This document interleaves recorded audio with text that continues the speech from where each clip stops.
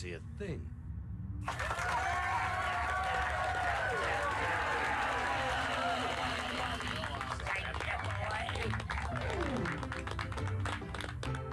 Go on, Rita, baby. Now that sounds really groovy. I tell you what, let's sing.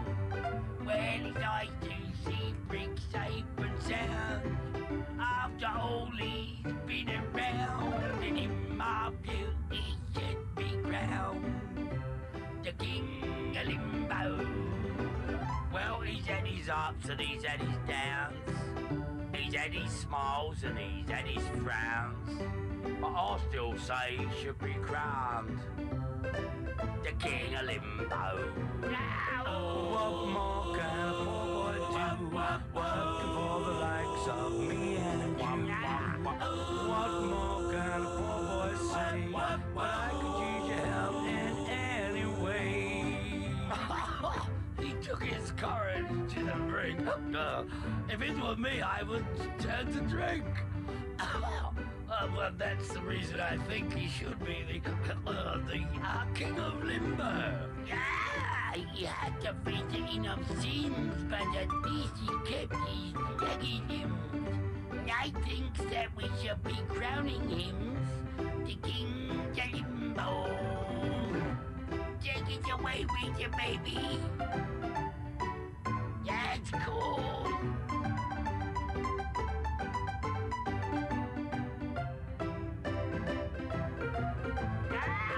What more can a poor boy do?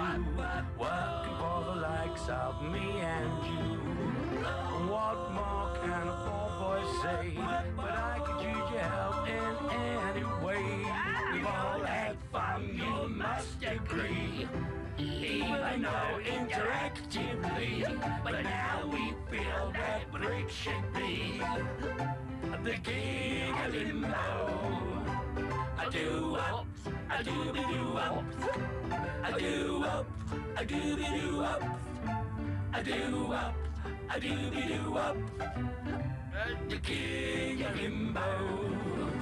I do ups, I do be do ups, I do ups, I do be do ups, I do ups, I do be do ups, King of Limbo. Okay. We're gonna waste no time because honestly I am tired. Normally I don't stream twice in a day. Today is one of those days. Hold on, what was I doing? I already did it. Okay, cool. Alright, I rebooted Discord. That's also something I did. Let me move that out the way. Alright. Let's continue. And we'll swap over. I did open the window. It's that time of year again. There's no reason to run the AC at 72 degrees when it's 50 degrees outside. So I don't know what I'm gonna do. I need to research like a soundproof screen or something that I can maybe hang or put behind my mic. That's like the next thing I'm going to do because unfortunately I face the avenue. There's not really much I could do about that. So it is what it is. Okay. All right. So continuing for what we were doing before. Actually, wait, I forgot to do this. That's what I forgot to do. There. Close. Okay. Okay.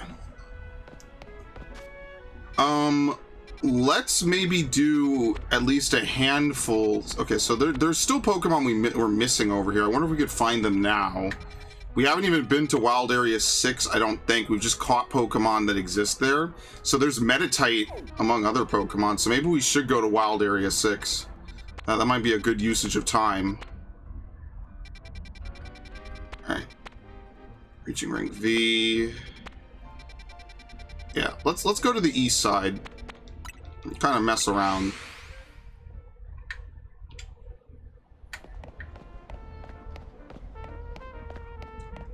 Certain Pokemon only appear at night. Okay.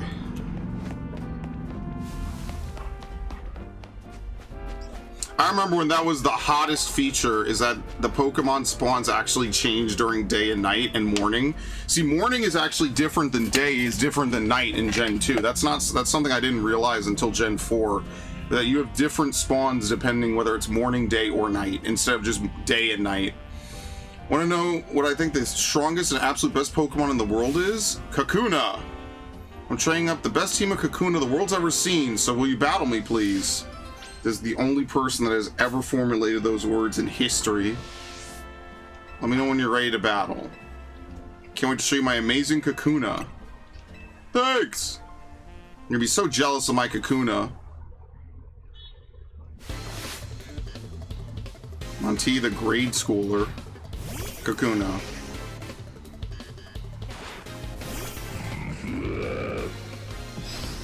Does it even know moves? I guess it does, right? Yep. Remember when you could catch a Kakuna that would know no attacking moves? I mean, they might have changed that. They might be forced to know at least something. Electro Web? How in the fuck does it know this? That's so ridiculous.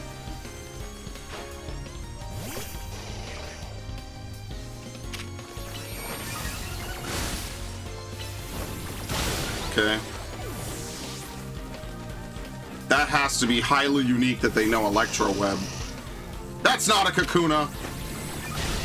Liar.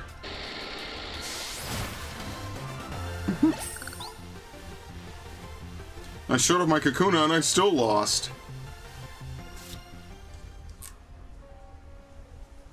Wow, you're real strong. My Kakuna must have learned a lot from that battle. I hope they didn't get too many experience points, though. I got none, I fainted. You literally can't evolve this way. Oh no, my Kakuna evolved into a Beedrill. At this rate, I want to have a team of the strongest Kakuna. I'll just have a team of Beedrill. I guess that's fine, though. Bug Pokemon evolve super early. There's no helping it. It just means I need to treasure the brief time I get to spend with my lovely Kakuna. Yeah, Pokemon don't usually evolve on their own. You have to view your party Pokemon and select Evolve to trigger. Are you saying my Kakuna are extra special then? I'm happy to hear that. I love Kakuna, but Beedrill are cool too, aren't they? How am I supposed to choose? Weirdo. And I like Beedrill. Okay, actually, we could give the silver powder. Give the silver powder to Beedrill.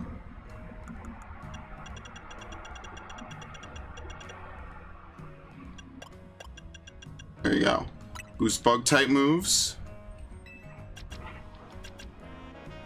Can we change what Pokemon we're on? Nah, here we go. Alright, let's also give Meganium, sorry, Bayleaf Miracle Seed. Why not?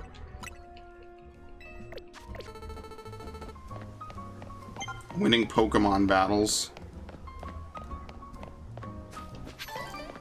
Okay.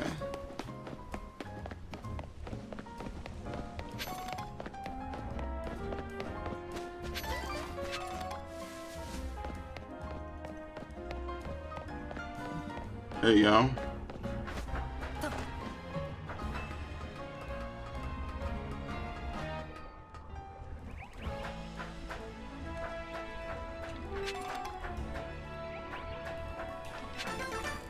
Colorful screw. Do we drop down here? I don't think so. Actually, it looks like we do. No, we don't. Okay, never mind.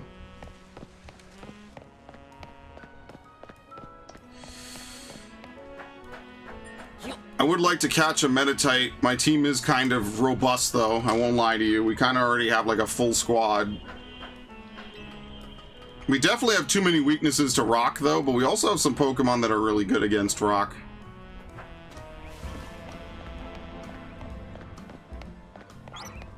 Mega Pidgeot. Can you leave pins?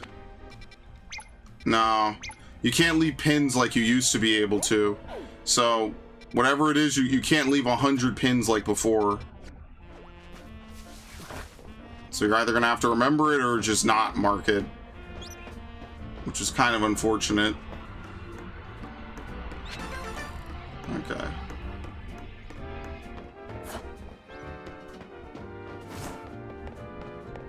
I don't think we could really go anywhere over here. That's fine.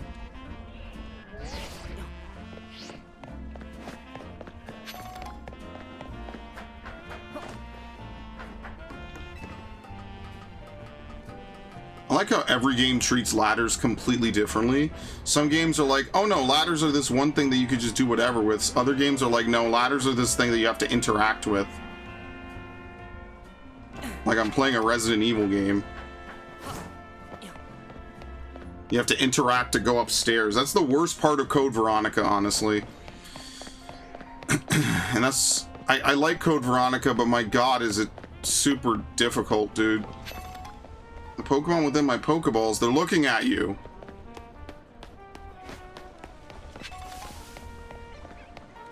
Okay, double waltzes.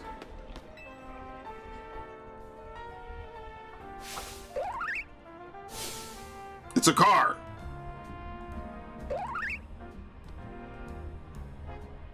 Not this Chespin again, it's always blocking my taxi. Why are you trying to fight my taxi? Go battle other Pokemon like everyone else does. You're a trainer, right? Do you think you battle this feisty Chespin? A Pokemon versus Taxi Bell seems like it would end badly for both sides. Okay. They probably give you all the Collision starters just by doing this. Do I have yes I do. Okay. You battle Chespin? Yes.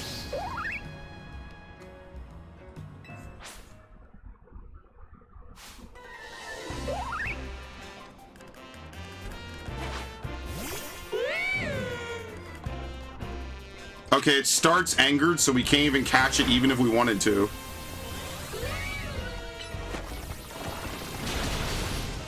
Great, it missed.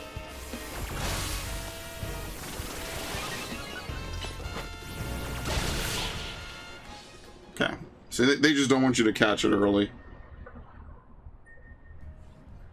Looks like Chespin isn't admitting defeat.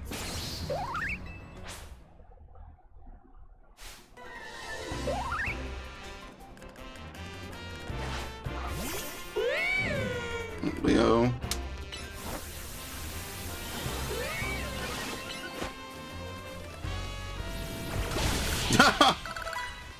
26. Yeah, I think Pyro might be like 34 or something. It wants to battle again, dude. Enough! I'm tired of kicking your ass. I've had too much.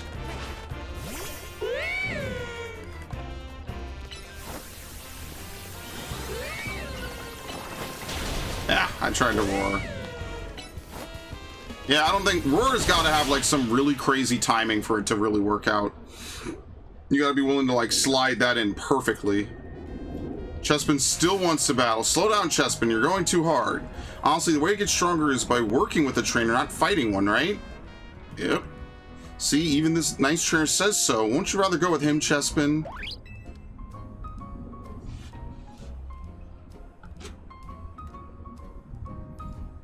Good for you. Now you can have this trainer help you get really strong. Che.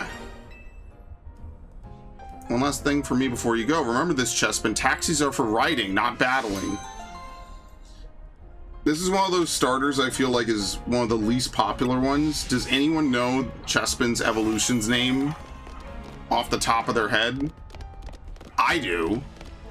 Well, that's because I played a shit ton of X and Y. I feel like it's the least talked about starter in Pokemon.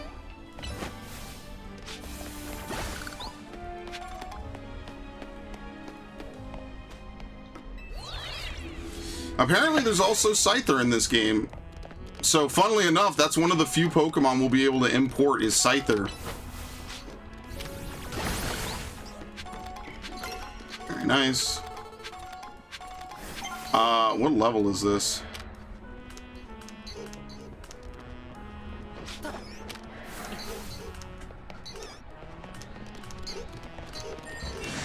I just want to see its level. I don't even think I can.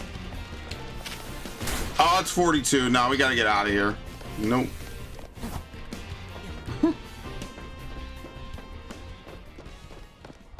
Could grab the items, but we're not beating it.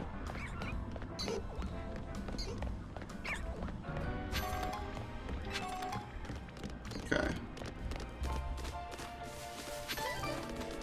Morning berry. They're never going to bring back berry plots and berry gardens, are they? Where you could just grow your own.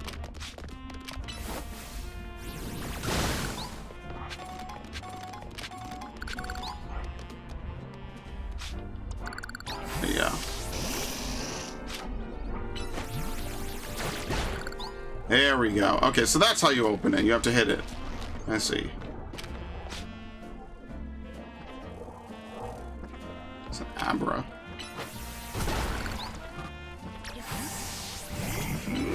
It's interesting how, like, they put you on cooldown the instant you try to use a Pokemon to fight like that.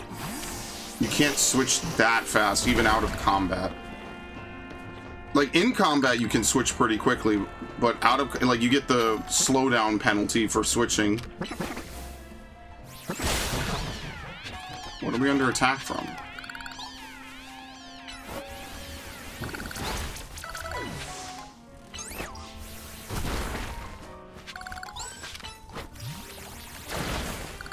Okay. Endure. Yeah, I don't think we're gonna get very many good TMs just by playing the game like this.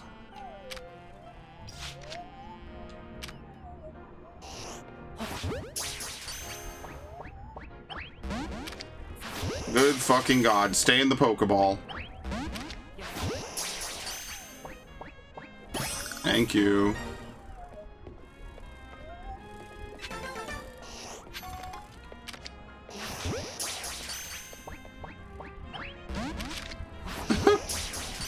Please. Thank you. They say Dynamo got started when people from the Racine Construction formed a group to act as bodyguards for Canary. I have no idea what he just said.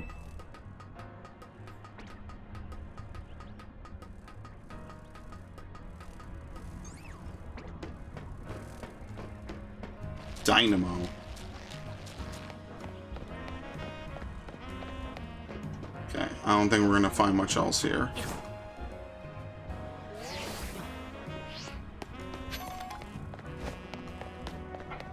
Lost Pokeballs. Collected 3 for me. Very nice. If you want some of your Pokeballs, come find me. I've got you covered. Why do all the Nurse Joys look like they're either high or just bored? Like they give absolutely zero fucks about what they're doing.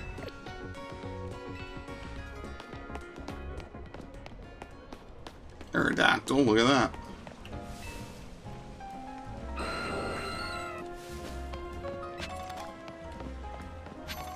Okay.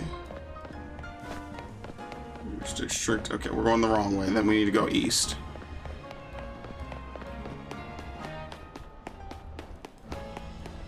See, of all regions, I think Kalos would be the perfect region for a remake of this capacity, just simply because Kalos basically is entirely based around this city. There are some other cities, but they're kind of small.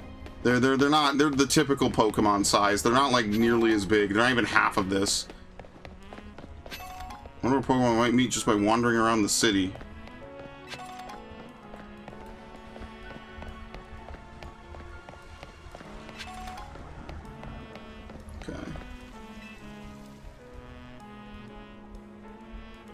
You should no doubt see I am an artist. I came here to sketch the scenery for a piece that will no doubt take first place in my next contest, but behold!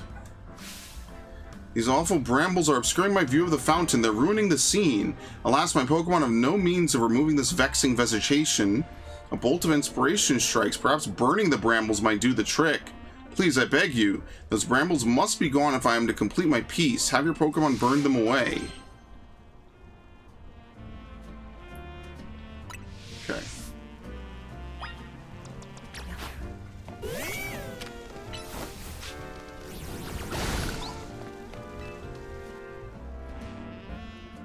Thank you from the bottom of my heart. Now I can finally resume working on my sketch. What?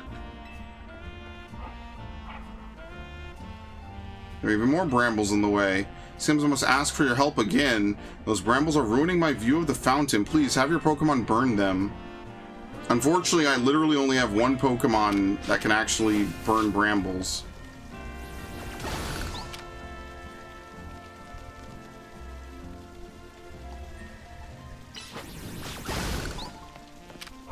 There.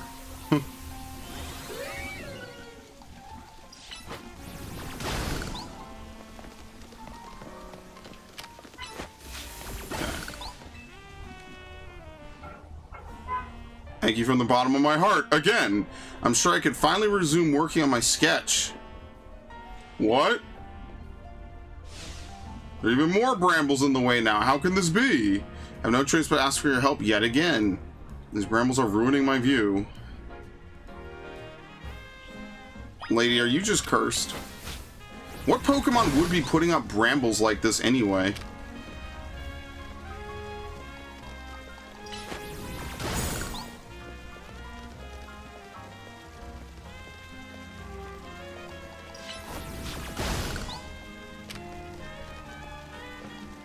Okay.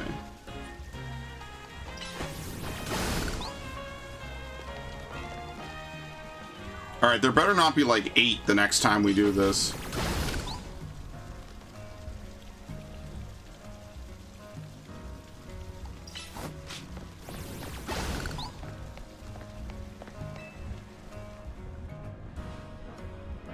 My heart is practically overflowing with thanks. Finally I can resume sketching.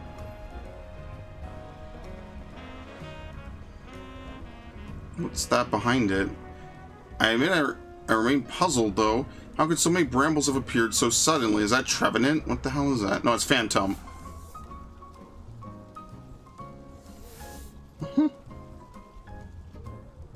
Look, it's a Phantom. Could it be that this Pokemon was sabotaging me?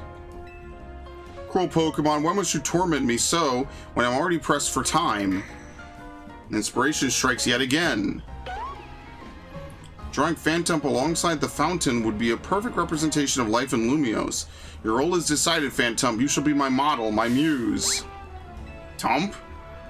We'll create a masterpiece, the painting of our era, destined for the Lumiose Museum's halls. Don't you dare move from that spot, Phantom. Stay put until my work is done. Why doesn't it just leave? Now we're sure to take first place in the upcoming contest. I can't thank you enough.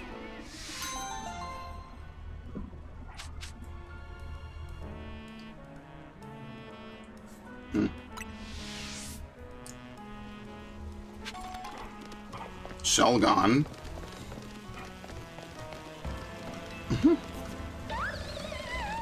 They just have a lot of Pokemon just out and about. Okay.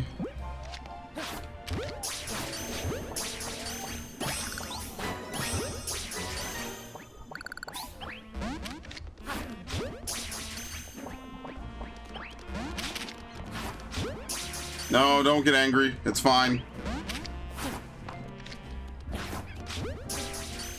Can't believe they give a Pokeball refund service. Alright, well, he's angry now. That's crazy that I caught him in the ball, but not Garbodor.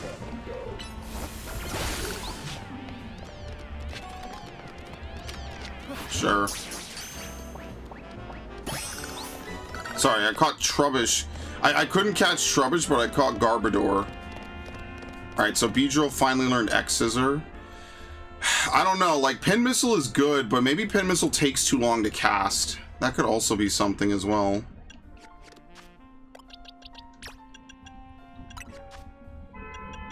Let's see. Oh, you do learn Brutal Swing. What? See, now this is the dilemma. It's like, Rock Smash is good because it's good against Rock, but we could get some really good coverage against Ghost, and we don't really have that. So I will put on Brutal Swing. 15 was it at most.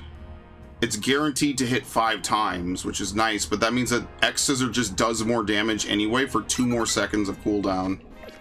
And probably a faster cast.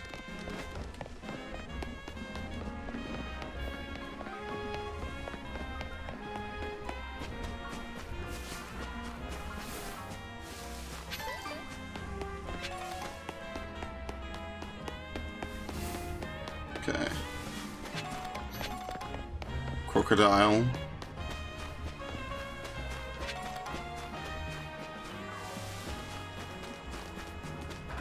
Hello. Froaky's just in the way, I guess. Feast your eyes on this. It's our masterpiece, our greatest, hardest ever scaffolding course. And the current record holder for clearing this course the quickest is that wild Froaky over there. Look at that smug face. It's got "I'm faster than you slouches" written all over it. We've got to show that Froaky what humans are capable of, kid. Help me bring it down a peg. If you can clear this course in 30 seconds or less, then Froaky will have to admit you're good. Okay.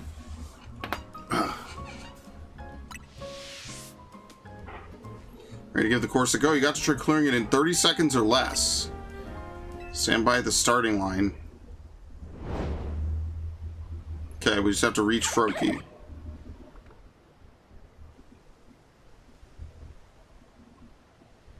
Ready, steady, and go.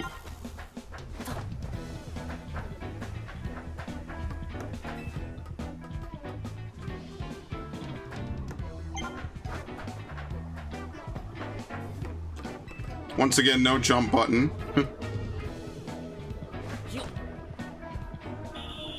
You did it! Froak.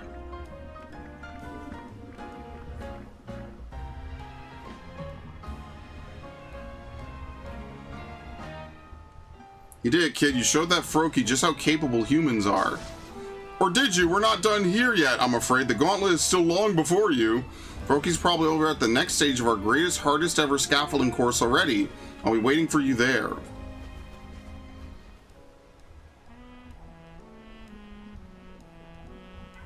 Let me get a drink really quick.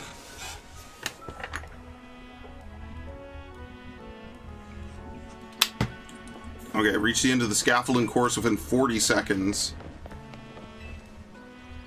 Ready to give stage 2 of Serve's bestest ever scaffolding course a go? The goal is 40 seconds. That's the spirit. Time to show off your skills once more. Oh my god. Okay, we're gonna take this slow. I'm gonna slow walk on the little tightrope. The one plank.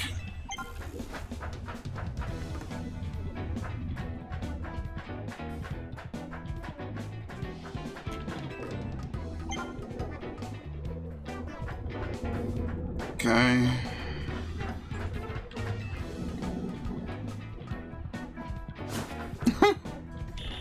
You did it!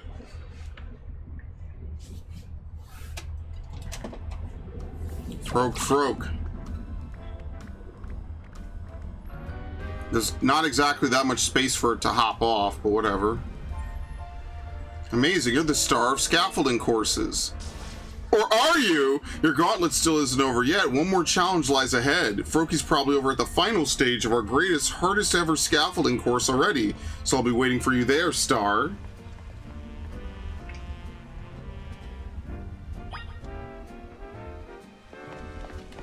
$50 seconds. Damn, it's 400 away. Okay, well, let's look around first.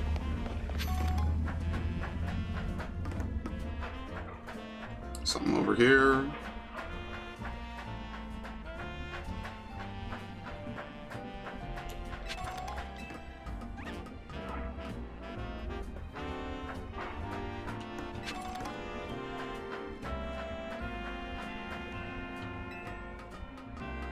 I feel like there's definitely something there. There you go. Or candy.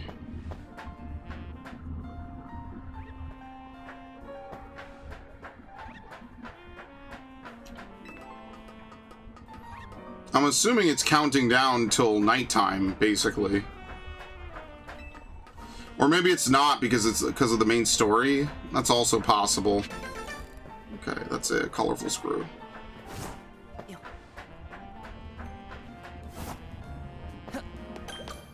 Right. Lost Pokeballs, thank you. So he will pick up different types of Pokeballs. I mean, just in case that wasn't hyper apparent. Goodra.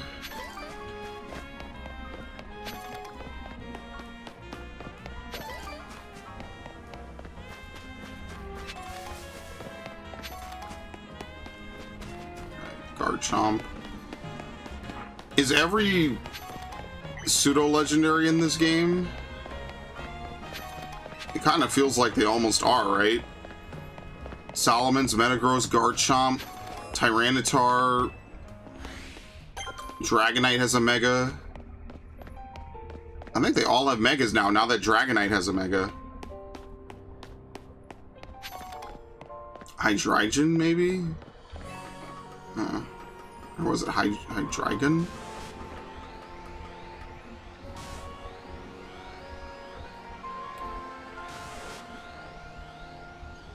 Am I going to be able to climb up here in peace?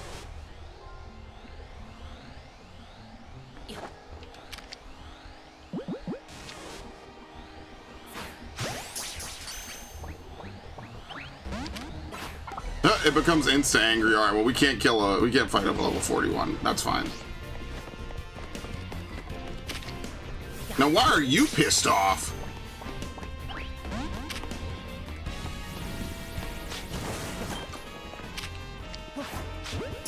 Oops, that's not how you deploy your Pokemon. I keep messing that up.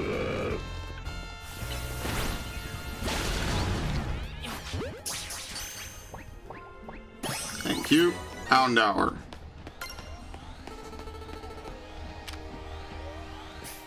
They just have an alpha Houndour just chilling in the wild area. Thanks, I suppose. Like, no fucks were given when they made this game.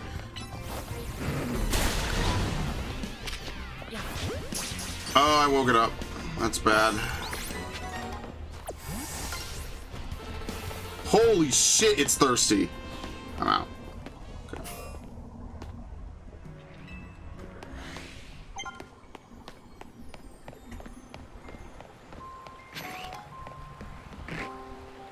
Pinnacle.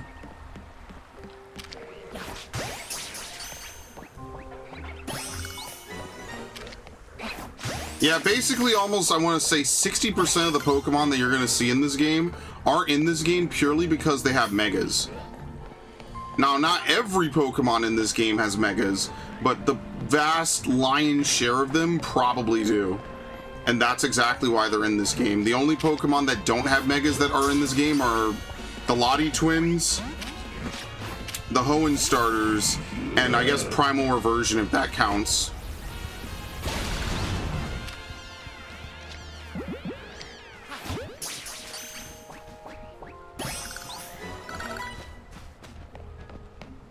Those are the only Pokemon that are not in this game that have Megas. Alright, well, the Houndoom is still here. Actually, I thought it was gone.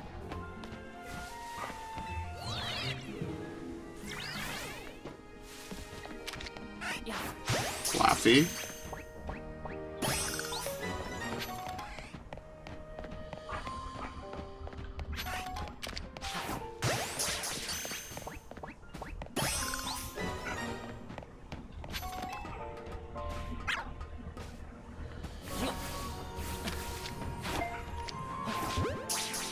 Obviously not the Pokeball I wanted to use, but I don't know, it might flee. Is it?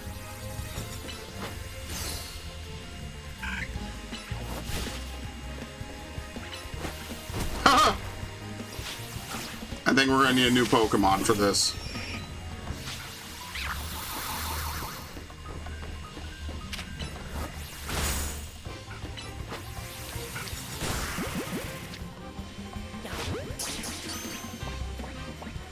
Very nice, Swablu.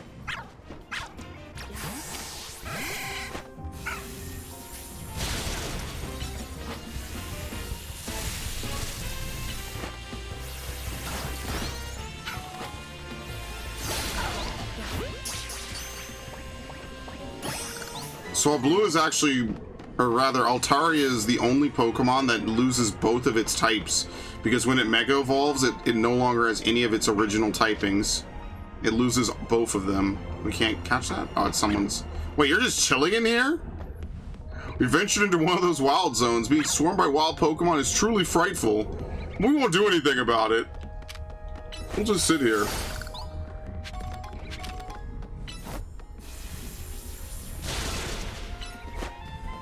Okay. angle is really specific. Okay.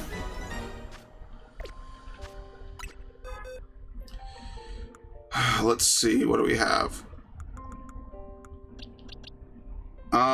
Special attack down, attack up. Special attack down, we got the same nature twice. Well, we're not exactly winning with natures over here, so that's whatever.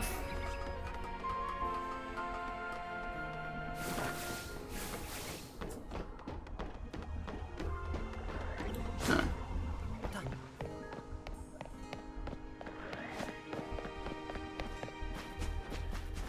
Yeah, I wonder what you have to do to make Metatite appear.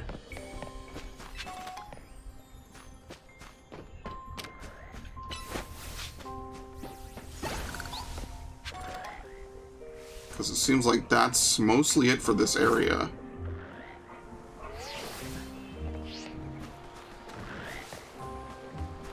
Alright, I'm out of here. Let's leave. Probably nighttime, maybe it spawns, even though Metatite is a morning Pokemon in BDSP. It could just be that it's a really, really rare spawn. That's also possible. Hello, Ash, welcome. I'm trying to find my Eevees. That's good.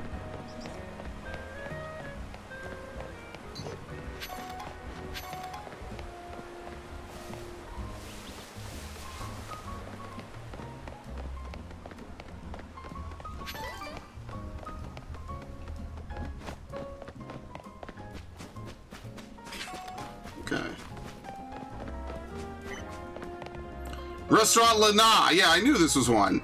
Yeah, I knew it existed. Restaurant Lana, La Yeah, and whatever the other one was. La Wow. I didn't really do a lot of the side stuff in Lumiose City. Partially because there was that one save bug, and also because it was just didn't really interest me that much. He has a Wartortle. Oh yeah, the Kanto starters are in the game.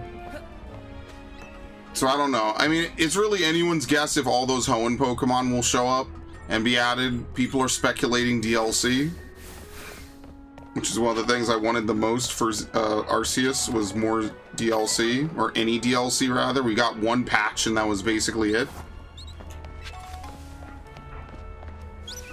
That's what the current speculation and or cope is that they will add a lot of the things that are missing or what people want as DLC.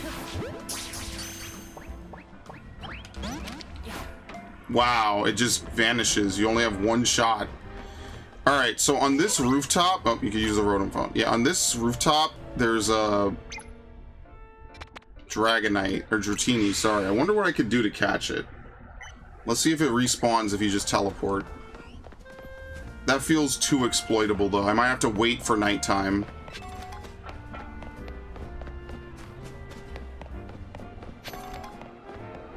Okay.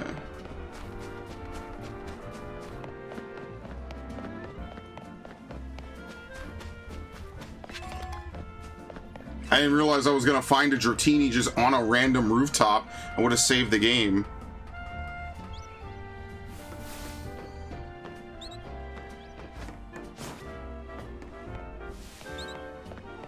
I might not be back. Yeah. Alright, we might have to progress time. Yeah, let me catch a pseudo-legendary with a Pokeball. That's gonna end well. I genuinely had no idea it was even gonna show up there.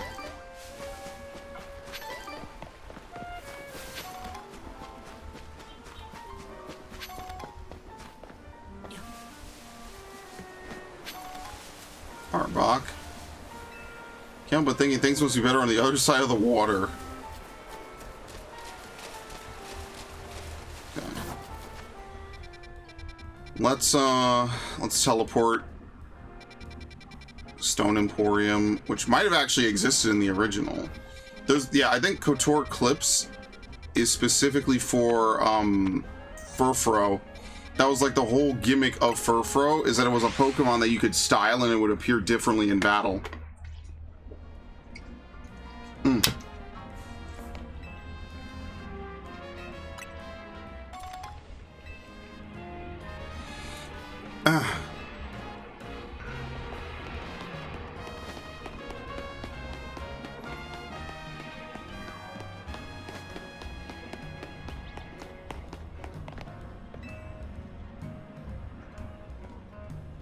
Where to give Stage 3 of Surf's bestest ever scaffolding course a go?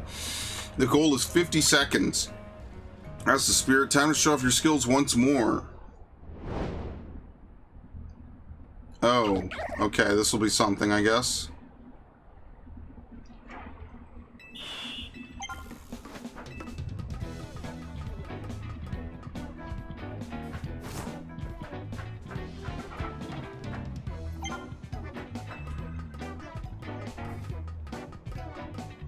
Okay.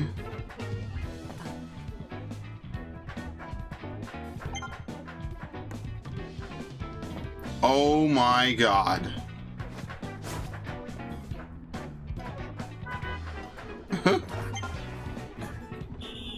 You did it. Rogue.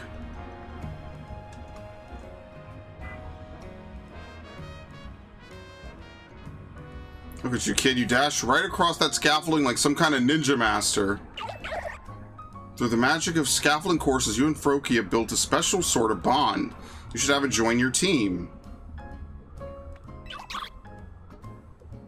Sounds good. I don't have any water types, actually. You also deserve a reward from me for that impressive speedrunning performance. Okay. You're really something, showing off as much agility as a speedy Pokemon like Froakie. Help him make it to the top of every last one of our scaffolding courses with your new pal. I mean, but who would we even retire to use Froakie? I have genuinely no idea. I'm just gonna have a bunch of Pokemon benched the whole time. Okay. That's it. We've done all the side missions, so let's progress the story. And then maybe when time progresses, we can go back for the Dratini. Alright, so now there's an Alpha Magikarp over there. What? Why would you do that?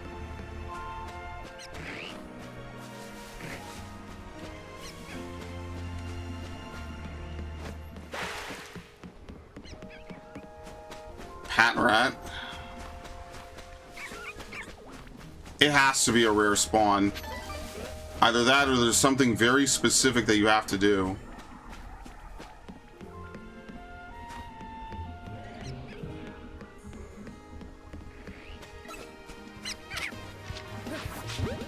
Whoops. That's the Arceus in me. I didn't even mean to catch it. Seriously, that is the Arceus in me immediately reaching for ZR to throw a Pokeball. Okay.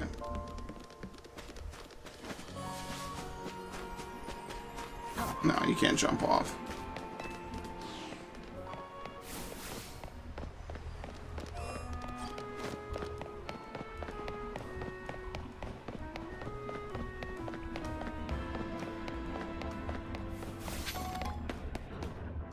Okay, what is she doing? That's it, Star. You looking good. You? Hey there, what are you doing here? Forgot your things. You brought me my stuff. Thanks so much. You seem like you're always ready to dive in and help someone in need. Kind of like Tawny. It's comforting. You're dealing with a lot yourself, though, right? Trying to win this ZA Royale is a big deal. Not that I haven't had a bunch happening on my end, too. As you can see, what's happening is dancing. I know this great dancer whose footsteps I want to follow in, so I came to Lumiose for dance school.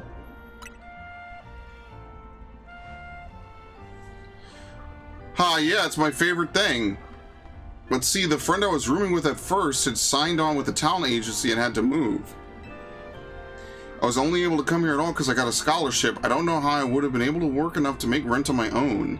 So right around that time that I bumped into Tawny outside Gar Lumiose, the rest is about the same as your story. Someday I want to repay AZ and Tawny for all they've done for me. This is kind of random, but can I ask you a favor? I feel like mixing up our warm-up would really help me and Staryu pull off a killer performance. Will you battle us so we can get nice and loose? Thanks. I hope we're ready to get dazzled by Staryu's moves. I have Litleo out. Hello, Viv.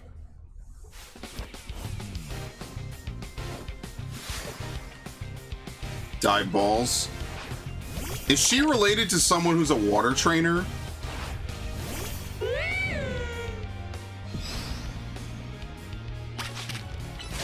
Ow. Alright, get after it. Alright, very nice. Dude, am I gonna get counterpicked on every single Pokemon? For the rest of eternity, I'm gonna get counterpicked. There will never be a single fight where I have the advantage. Alright, Beedrill. Oh wait, Staryu's coming out. Man, you've got some moves of your own.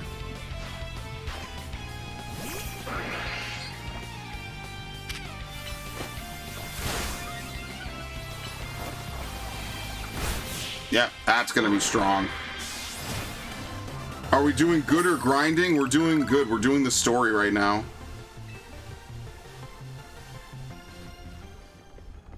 That's about as good as it gets. With skills like those, I can see why you've been killing it in the ZA Royale. With you helping out, we might even be able to make AZ's dream come true. Let's keep it up, okay?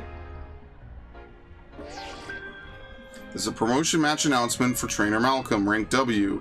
The opponent for your next promotion match has been decided. You are to face Trainer Rintaro. We're breaking with the lettering? Trainer wins will be promoted to rank V. Okay.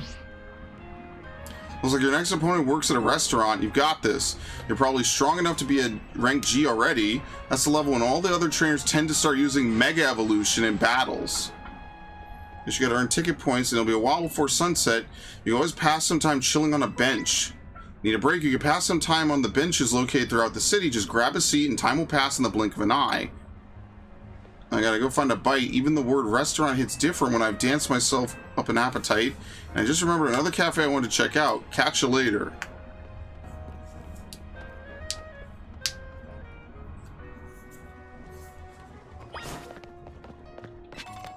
Okay. Is there anything else to do? Well, yeah, see, we got some stuff.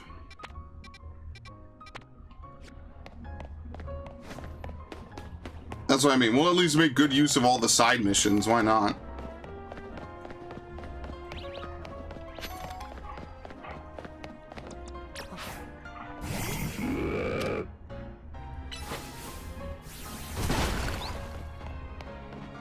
Okay.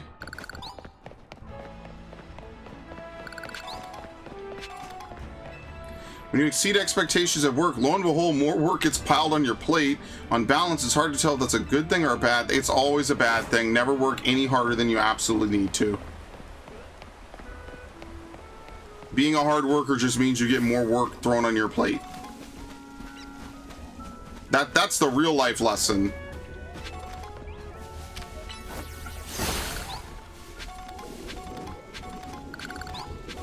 You don't get rewarded with less work for being good at your job. You get rewarded with more work, if you want to use the word reward for that. Okay.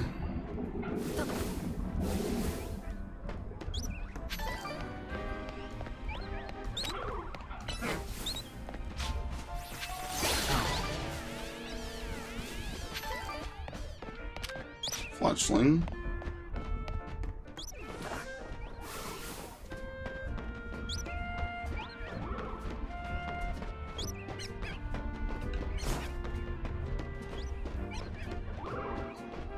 Okay.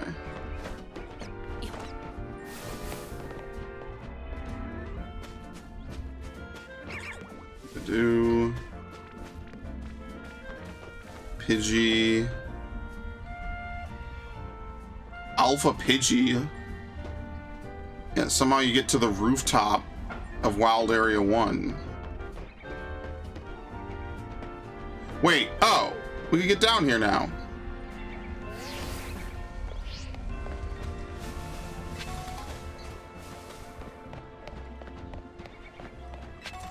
It was one of these that I needed to figure out how to get into.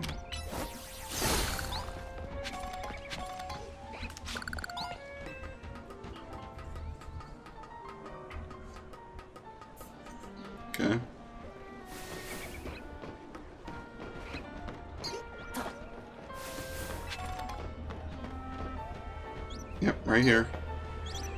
I mean, what's unfortunate is I already found Boniri, so I don't need them anymore. Just dropping by.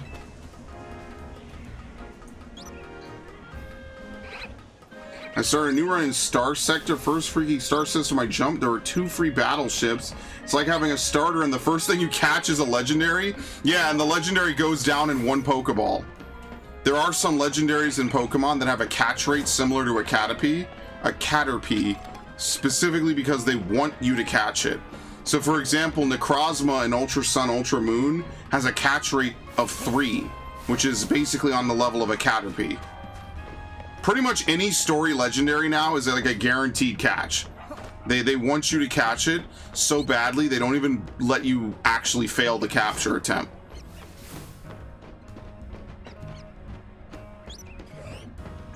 Okay, where was I supposed to go?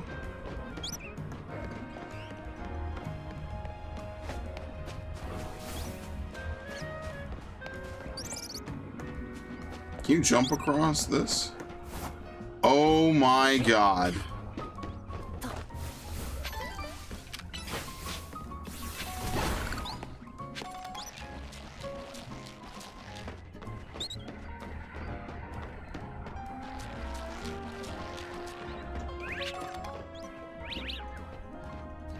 Here you go, we have a red Flabébé. Oh, yo, we found a place where they all spawn. Here we go. Okay, why the hell did that not work?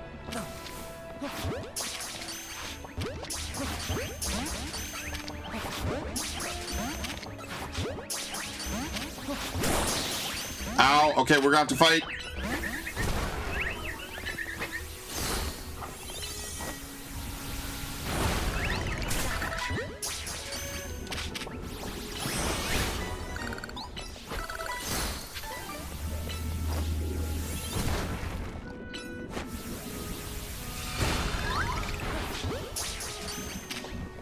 Okay.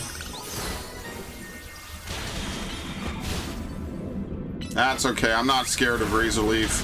Ah, maybe I should be. No, I'm not. I was kidding. Okay, so we have a whole bunch of forms for it. I think we're at 4. We might have all 5, though. Let's see.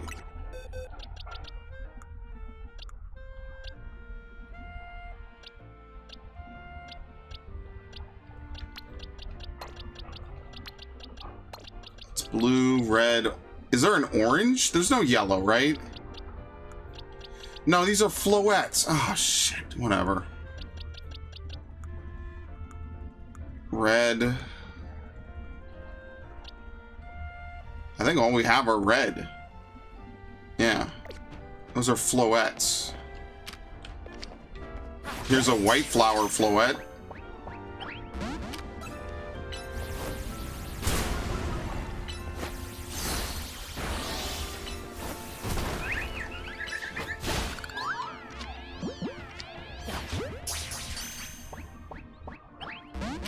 Amazing.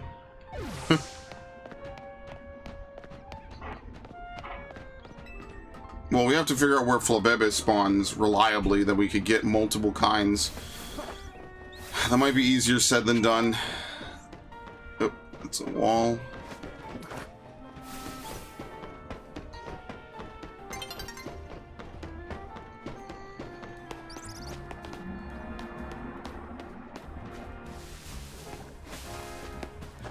Excellent.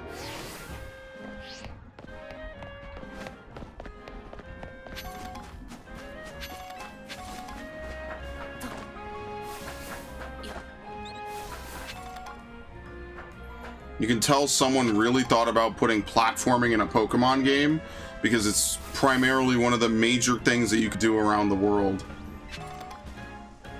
This is like in Zelda where they put in like all those Korok seeds.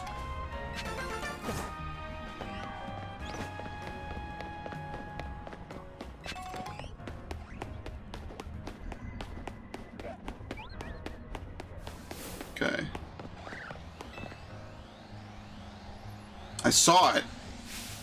A shiny Mareep right here in Wild Zone 1. It was a totally different color than usual. That has to be a shiny Pokemon, right? But was it really a shiny Mareep, or were my eyes playing tricks on me? At this rate, I won't be able to sleep tonight no matter how many Mareep I count. Please, you need to help me. If you see a shiny Mareep in Wild Zone 1, please let me know. Yeah, basically they give you a free shiny in these Legends games. First it was Ponyta, now it's this. But that's good because we'll get to see how shinies operate in this game. Hi. What in the fuck are they talking about? An alpha fletchling as soon as I step in the gate. Like, what are you talking about, dude?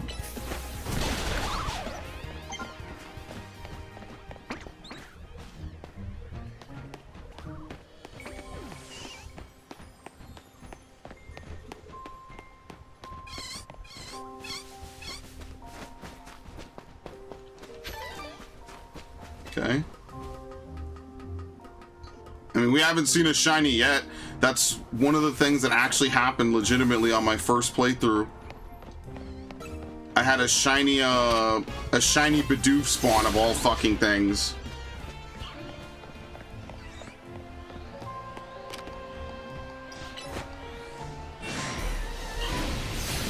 Dude, the roar hurts you.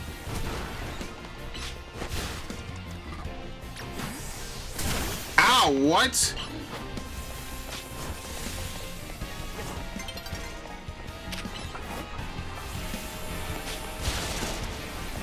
U-turn.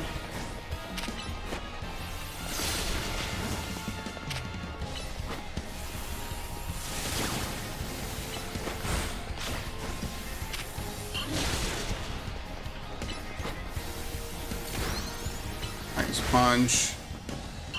Ice punch.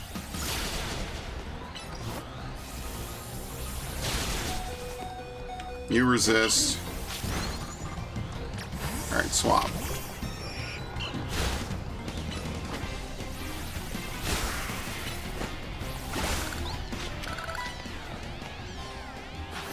What I think is cool is that you actually get to regenerate health in combat in this game. Okay.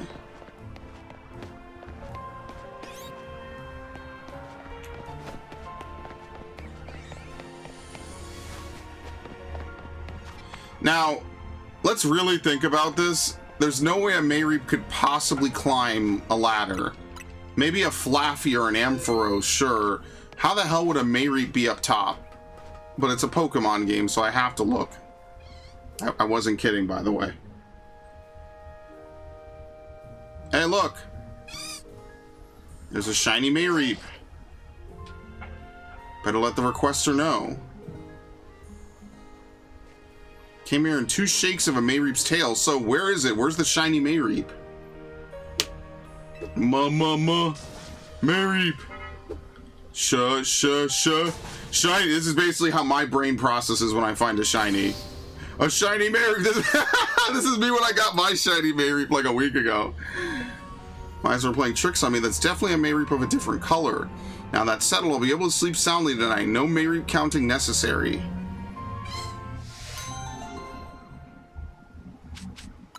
Okay.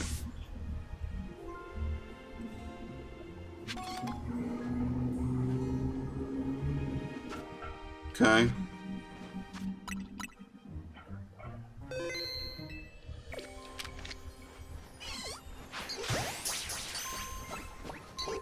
Very nice, and it's a free.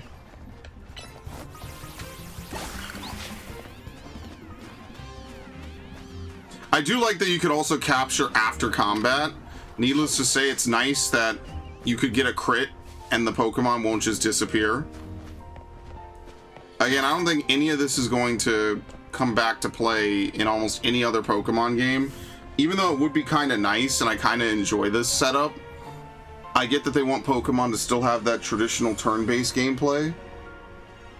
I wonder if there's a way to merge a little bit of everything, right? The open world of Arceus with an actual open world like Violet with this kind of quick gameplay, and also there's turn-based in there somewhere. I don't know. You have like completely different styles for almost every Pokemon game. Okay. It's up here.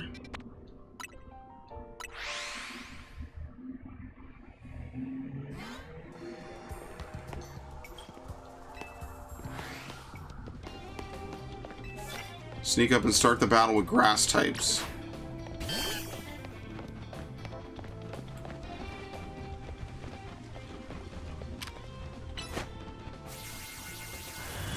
It missed.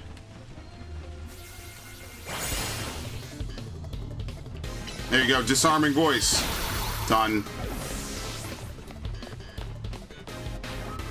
Eevee? Wait, it doesn't say Evo? It just does the normal Eevee cry now. That's weird.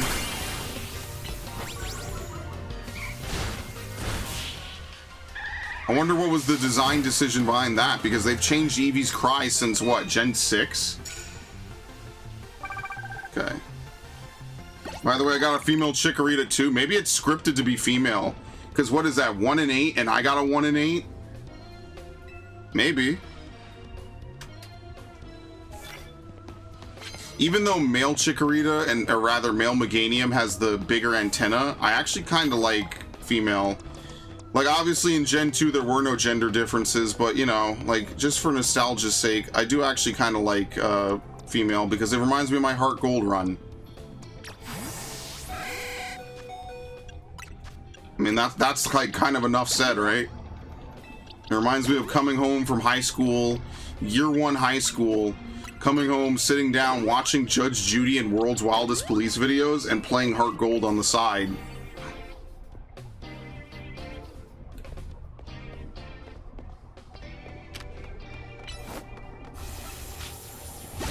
Got it. One shot. Skiddo.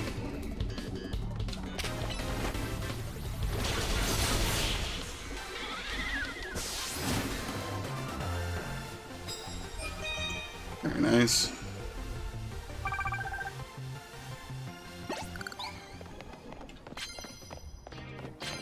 I was just out for a nice midnight jog. You know, the way they spoke about it in the introduction, you would think this is legitimately Gang Wars.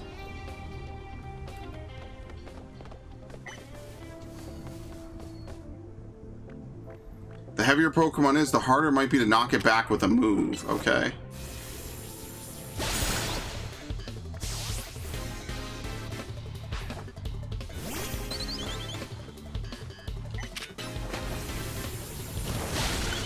Very nice. Earth power. Oh shit. Okay.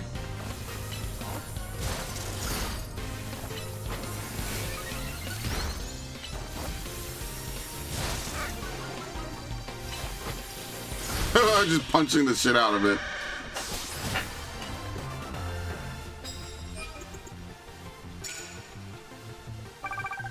Very nice.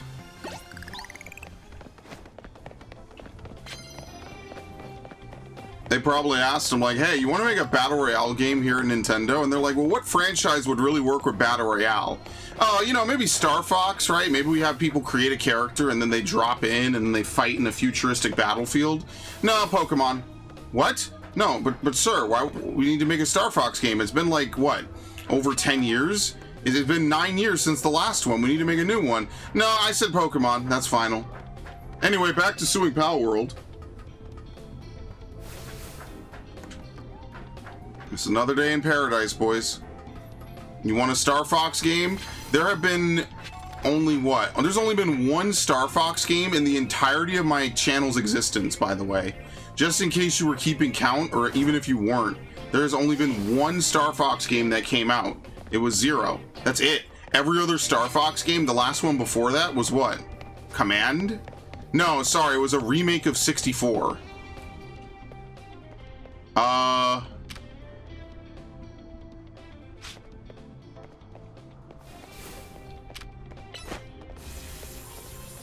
Almost couldn't even get the drop on him because he's walking into the sludge.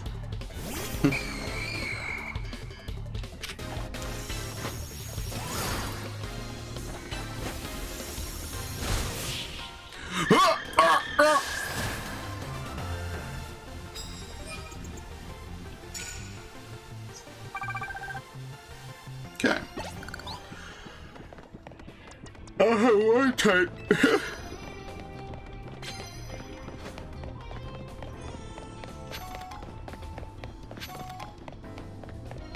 I mean, at least the battles are fast, you know?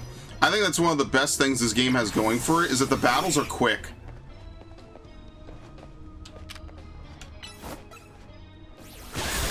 Very nice.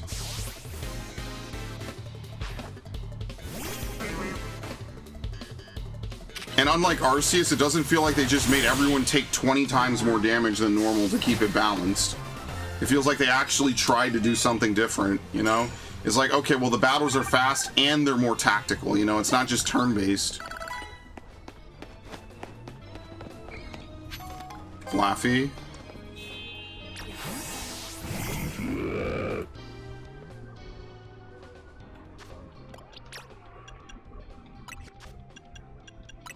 Snarl. I think we're good.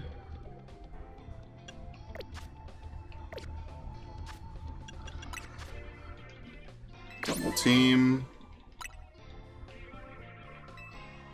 Physical fire move that dishes out a fierce punch and a chance of leaving a burn.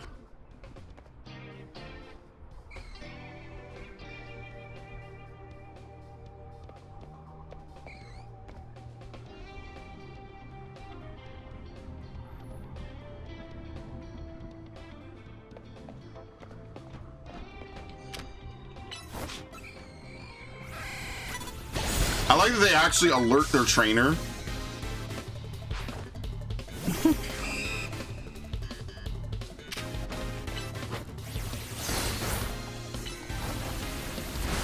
Very nice. That's gotta be what I do on the second playthrough. I gotta get a Spinnerack and use the Spinnerack the whole game. That's exactly what I'm gonna do. Spinnerack and, like, I'm trying to think, what would be a good team to put together? Spinnerack, Talonflame, Electrike for sure. Yeah, we already defeated you. Yeah, okay.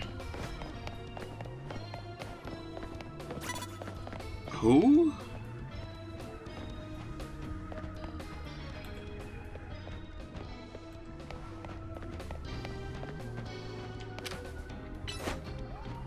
Hit him! Holy shit! Finish him. That's so good. Audino. I used to farm Audino because they give a lot of experience. They're one of those Pokemon that's really good to farm for XP.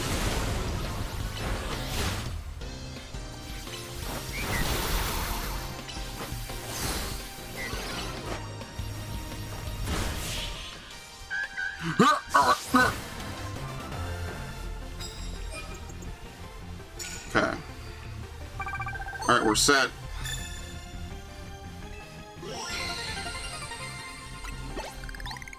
How about a coffee? Let me offer your Pokemon a coffee blend especially for them. It'll perk them right up.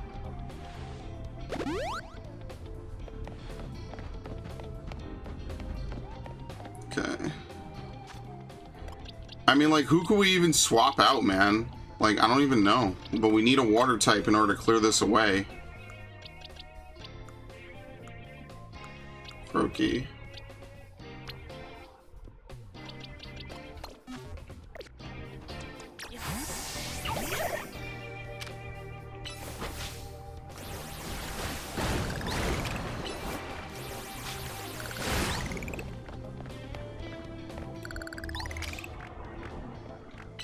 Lick it.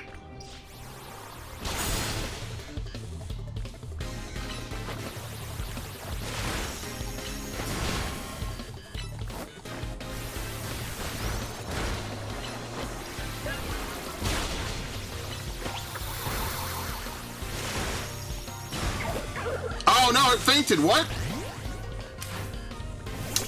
We're gonna let him get his experience. That's the only reason I'll even use an item, is because I at least wanted to get experience. I don't really need to use it, it's just low level. I just haven't really used it at all.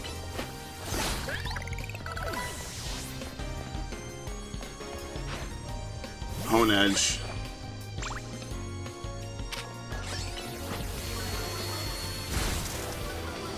Wait, why is it resistant to normal? Oh, because it's ghost type. I forget that Honedge is normal. Or sorry, it's ghost. Gotcha. So is this game about rooster fighting street fights? That's every Pokemon game if you want to make it that abundant. But yes, basically it's like a nighttime battle royale tournament, pretty much. You can have the prize medals I've collected.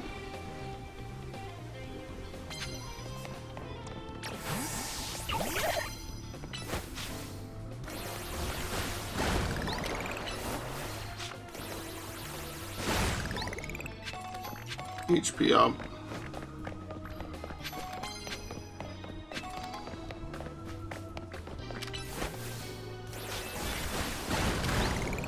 Start battles using fire type moves.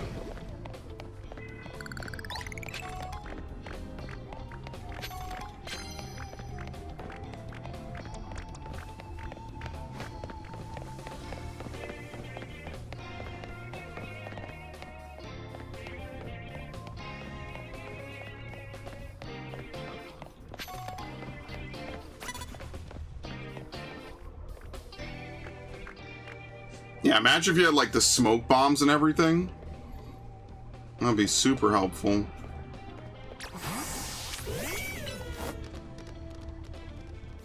Very nice. Defeat. Beedrill.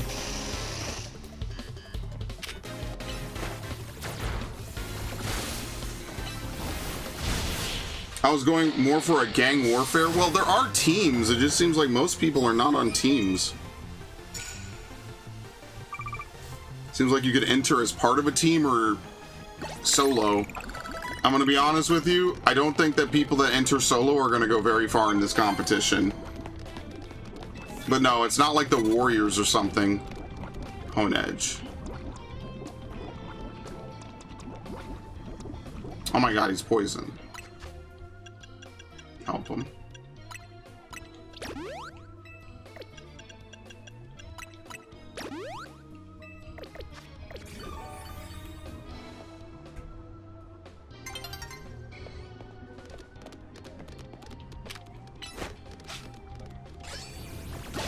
Very nice.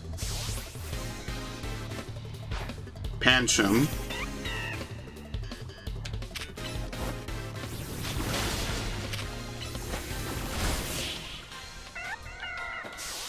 I do think it's like a perfect hybrid between like traditional Pokemon and Arceus. Damn, we would have gotten 1,000 points from that victory.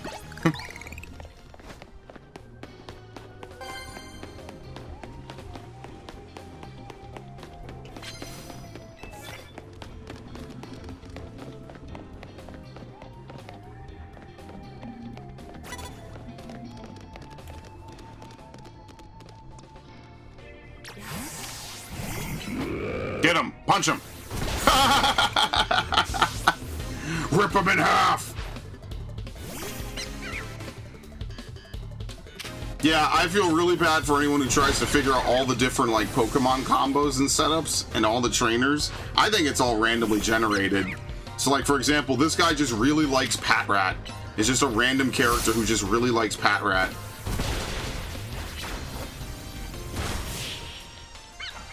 You're just going around beating up anyone on our turf? Well, the turf is not mine. It's just like a randomly designated location in the city at night where people go to battle.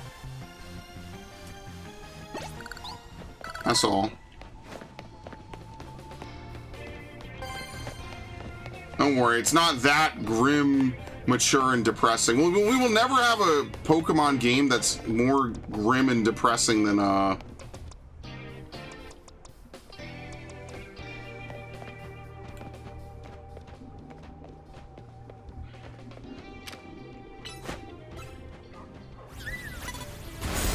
We'll never have a Pokemon game that's more grim and depressing than Colosseum. Sorry, I had to think about what I was gonna do. Oh, I could use Beedrill. I didn't even think of that. No, I took Beedrill out, that's why.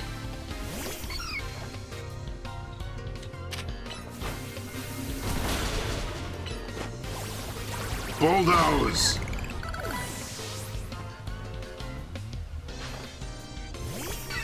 Dig. Oh my god, dude! Ripped his fucking head off.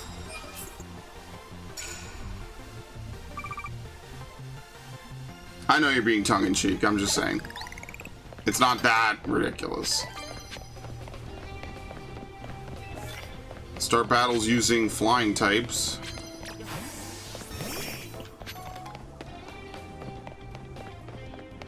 And we get a Houndour as our next encounter.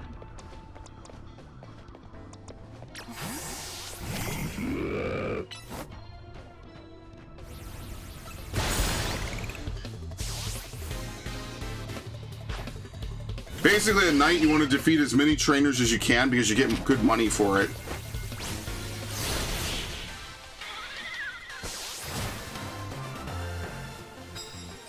But, I mean, you're kind of starting to see a lot of the flaws, right? Pokedex is not very vast, so we're kind of starting to see the same couple of Pokemon over and over. Once again, probably my biggest complaint about a modern Pokemon game is they seem very averse to having multiple Pokemon in a game, like more than usual. They seem to think that 400 is this like invisibly agreed upon hard cap by the community for the right amount of Pokemon to have. And I couldn't disagree more. To me, there's no limit.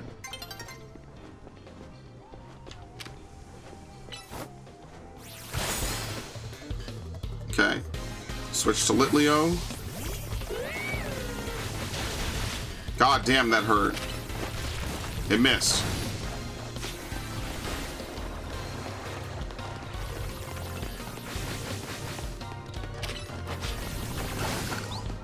Very nice.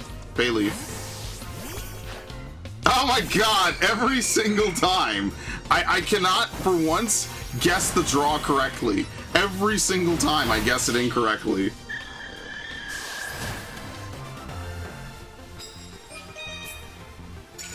And super effective hits with fire moves. Okay.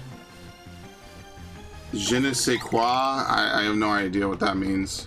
How do you say? I have no idea.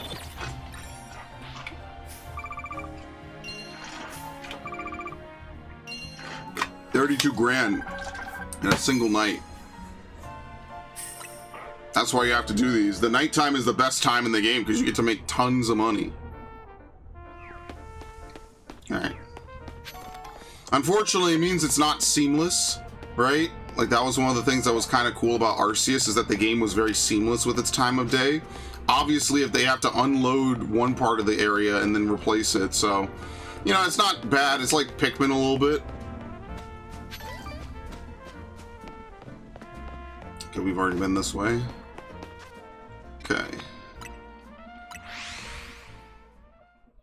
Oh, I don't know what. Yeah, no, I've never taken a French lesson a day in my life, so...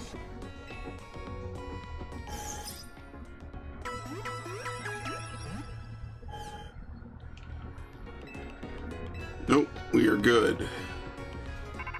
Your Rotom phone is ringing. Hey, I need you for something. Come to the Pokemon Research Lab when you have a moment. A call from Mabel.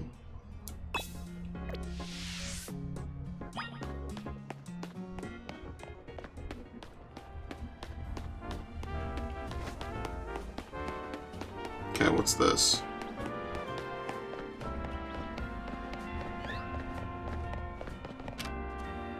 We have a red Flabébé. Yeah, we do. We need to find something that's not a red Flabébé, which who knows how hard that could be.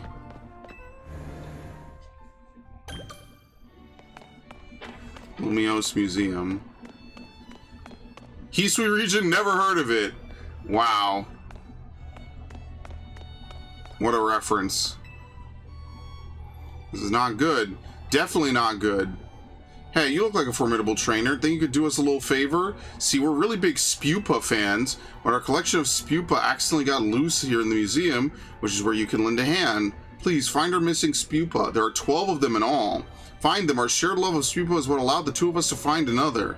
We should know that Spupa spew out black powder when they feel threatened, so please don't try to battle them. We're in a museum, not a wild zone. They could ruin the art. Just approach them normally.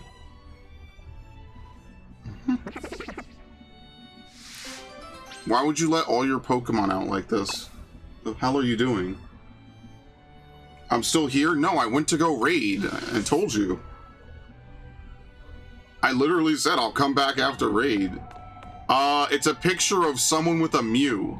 They say a man of power at the time forced the artist to add the mythical Pokemon Mew to spread the word of how great he was.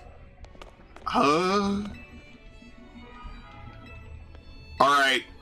Poke historians, good luck figuring this one out. Golurk and a samurai. A knight errant who continues his travels with the Pokemon Golurk. The painting expresses the knight's identity and his suffering as its primary subjects. It's regarded as an example of romanticism.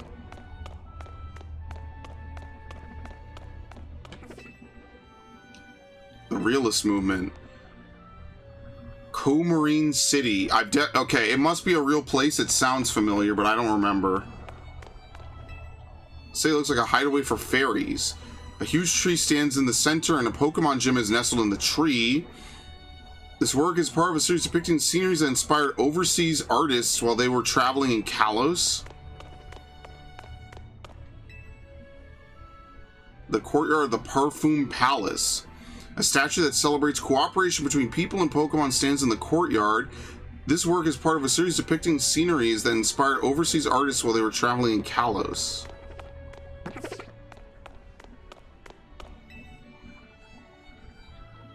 Okay. Spew. 11 more. My time to shine.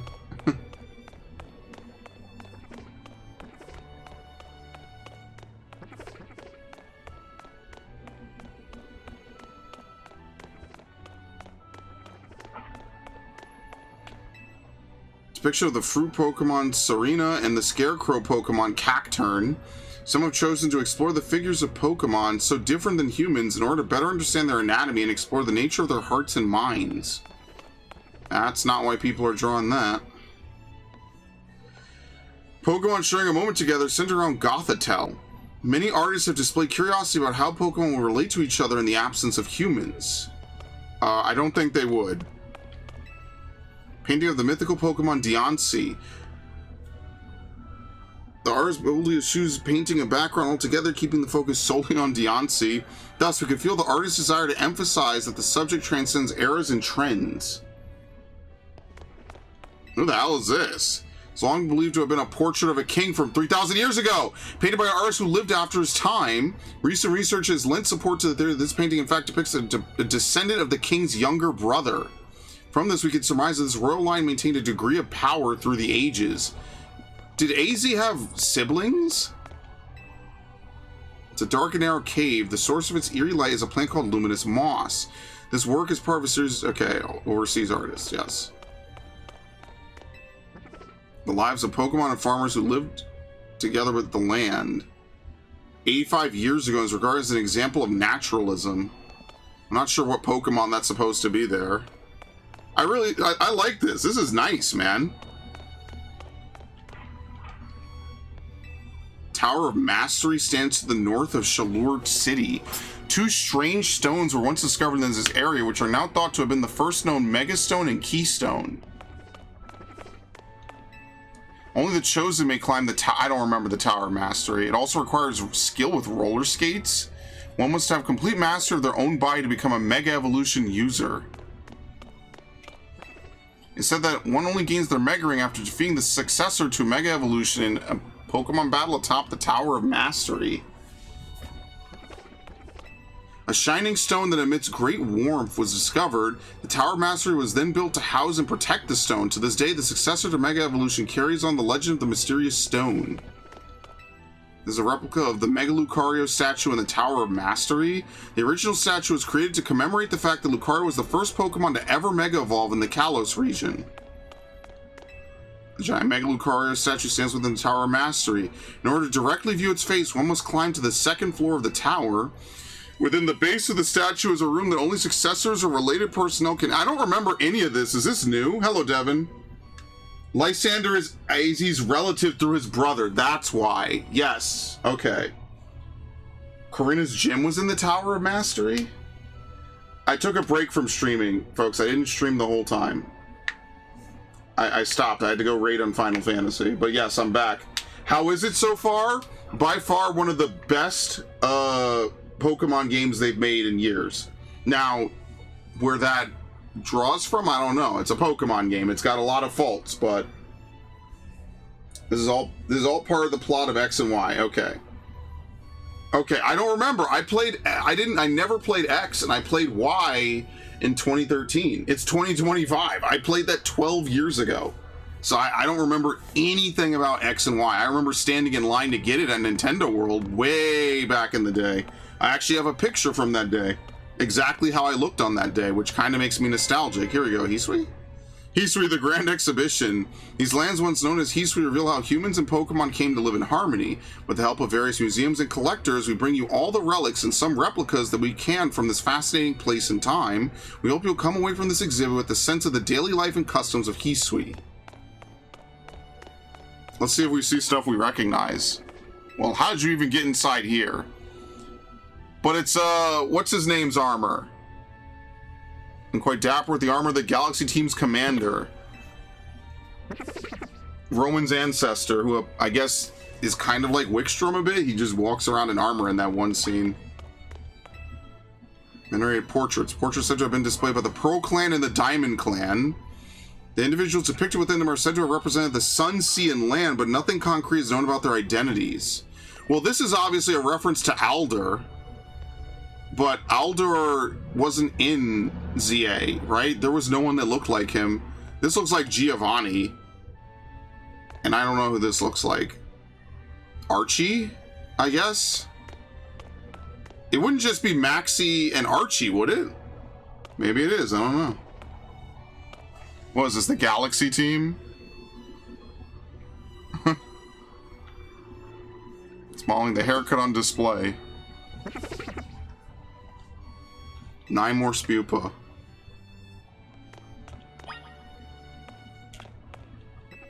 Hairstyles of the time. No, okay, never mind. Available at the Hairdresser in Jubilife, the early settlement home to the Galaxy Expedition Team. It's also said that changing one's hair color was possible. Yeah, imagine that. We played Arceus so much, and then we just come here and they have all the stuff. Here's actual statues from Coronet. Almighty Sinnoh. The statue depicting the temporal Pokemon Dialga, worshipped by a group called the Diamond Clan. They refer to it as Almighty Sinnoh, the creator of the entire world. Here we go.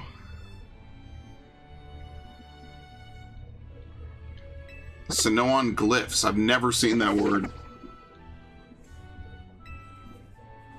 Yeah, Archie and Maxie, that's their ancestors. Holy shit. They were in the Diamond and the Pearl clan. That's pretty interesting, yeah. They have connections to Hoenn. How many connections were there even in Arceus? I mean, you could catch Regigigas, but that's kind of it, isn't it? Statue depicting the spatial Pokemon Palkia, worshipped by a group known as the Pearl Clan. They refer to it as Almighty Sinnoh, the creator of the entire world. So the person who wore this outfit donated it to the collection personally. Apparently he gazed a while at those sketches by Professor Laventon with this nostalgic air too. Formal attire. This outfit is said to have been worn by the ancient Sinnoh people during their rituals. This group worshipped the Pokemon Arceus as an almighty deity.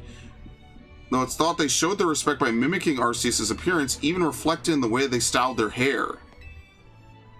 The person who wore this outfit donated it to the collection personally. So Volo's alive, but shouldn't you think, like, hey, Hisui happened 100 years ago, this person wouldn't have to be long dead? It's ironic because Volo's a villain, and then he's like, I'm nostalgic, I miss it. Ancient quarry, as its name would suggest, this cave was used in times as a stone quarry. The clean cuts in the rock surfaces are signs of the advanced techniques or possibly skilled command of Pokemon. Either way, the results are impressive even in this modern age. Temple of Sinnoh, an artist's rendition of what the ruins known as the Spear Pillar would look like if restored. It's said that these ruins once housed 10 statues depicting Pokemon known as lords or ladies. However, the temple was severely damaged due to a battle between legendary Pokemon, with the statues also being destroyed. Records show that the name Spear Pillar was coined by the Survey Corps of the time. See, what's funny is I don't really remember a lot of Arceus, like some of the minor details. That's cool, man. Kimono. Recreation of a kimono worn by Kamado, first commander of the Galaxy Expedition Team. The kimono uses many different types of thread and is ornately decorated, showing that much effort was put into its creation.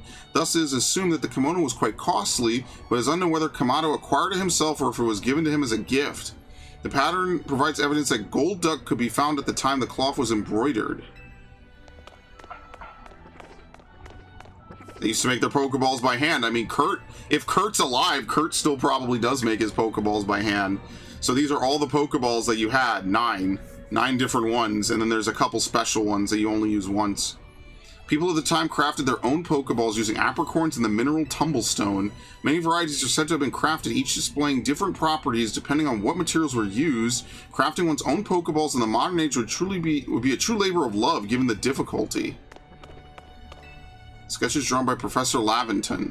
His original Pokedex was long assumed to be lost until a partial facsimile was found in the shed of a private house in the Sinnoh region. The discovery has helped advance the studies of Professor Laventon and the Pokedex he created. His work has been reevaluated in recent years with particular appreciation for his accurate sketches of Pokemon and his gift for capturing Pokemon's quirks within his skillful descriptions. It's said that his Pokedex was not in fact completed by Laventon himself, but by a mysterious 15-year-old youth who appeared out of nowhere one day. Okay. I wonder if that private house is Cynthia's ancestor, the old lady. I can't remember her name because you go there twice.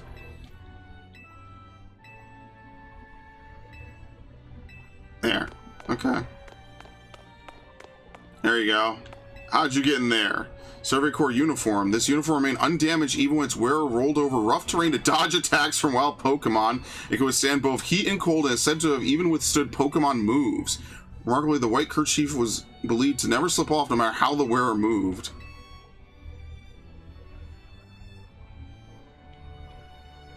It was a partner of the Survey Corps member. Yeah, if only you were in that game, huh?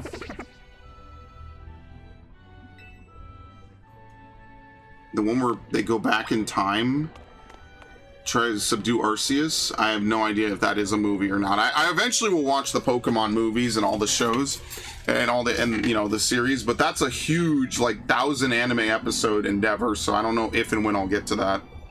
House interior. Standard house in the settlement of Jubilife, though sparsely furnished, it contained everything needed for fieldwork and daily life, including hardy clothing. Some houses also contain items the residents brought home with them from their home regions. The training grounds. Space where Galaxy Expedition Team members honed their skills for battling using Pokemon they had caught. It's worth knowing that wild Pokemon were still regarded as terrifying creatures at the time. There are records of a man named Ingo providing guidance in the ways of Pokemon battle, but he simply vanished one day after stating, "It's time for me to return." So even though it's not in the game, Ingo eventually went home. How? Unknown. But eventually he went back to his time because Ingo actually came from Black and White. Ella, you need to get out of there, please. It's running the old general store.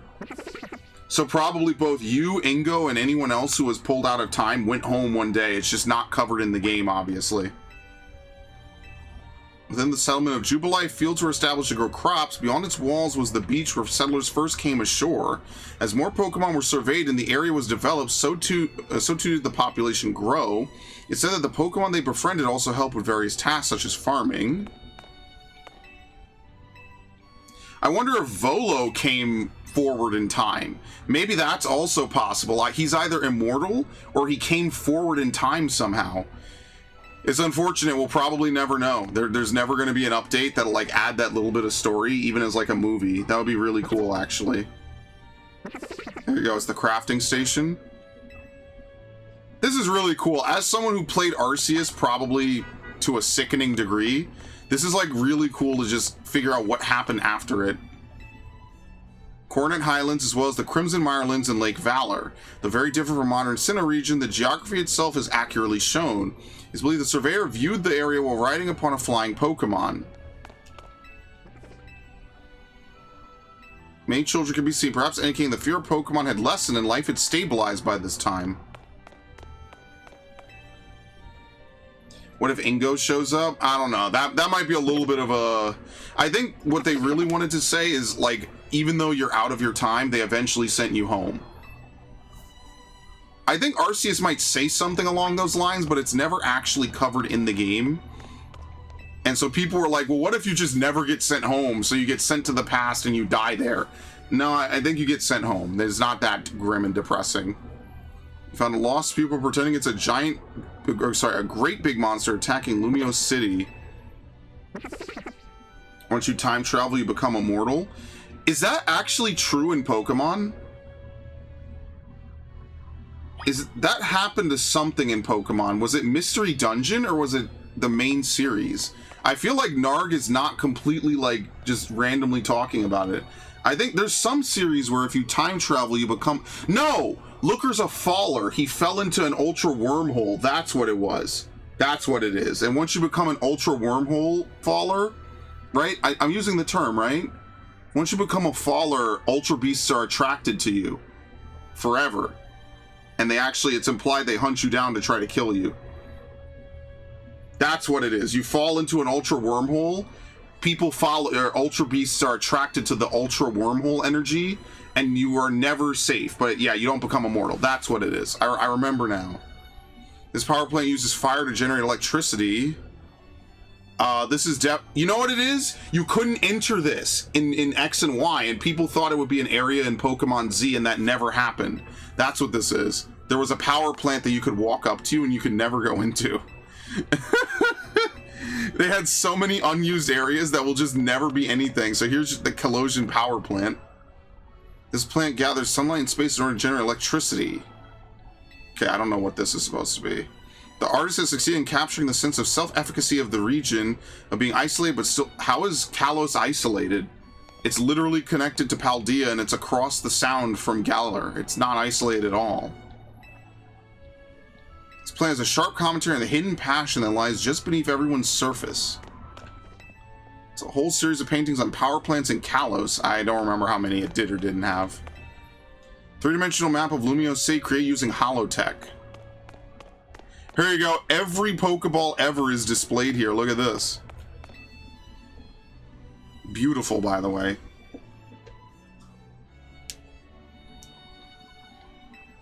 Pew. It's a shame, too, because the whole Ultra Beast plotline was really good. I actually really like the Ultra Beast plotline. Looker shows up randomly. It's like, what the hell is going on? This factory makes Pokeballs and ships them all over the Kalos region. I think that was a location as well, yeah. Alright, there's only 2 floors. Don't worry, we're pretty much wrapping it up here. That was cool to, like, kind of get a little bit of confirmation about what happened after Arceus. So Volo either got teleported forward in time, or he's just actually aware, and he's immortal. And I think it was implied that Cynthia's ancestor is also immortal? Maybe they're like AZ, and they just don't die. Oh.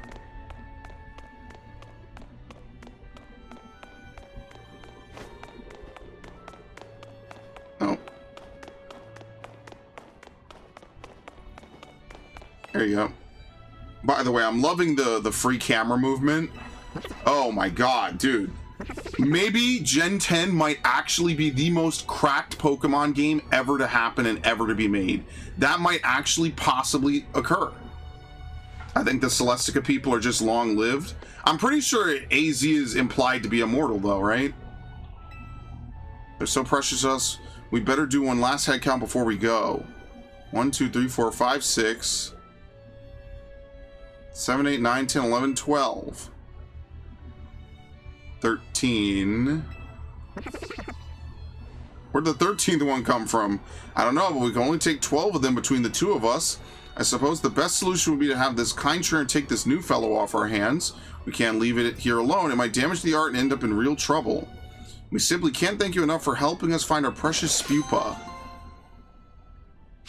Yeah, AZ is immortal. Volo and... I forget the lady's name. Volo and Cynthia's ancestor probably are not. Potentially.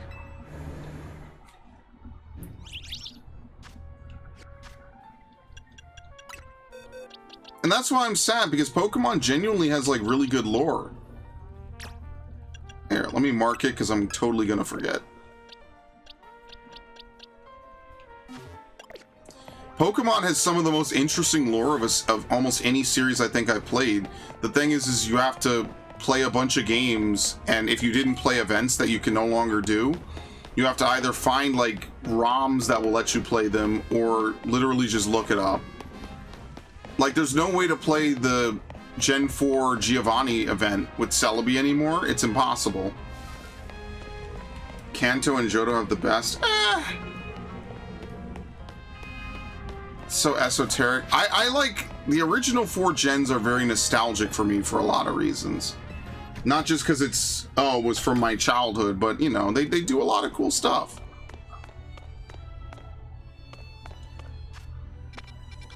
Okay. We have a quest over here. Let's do this.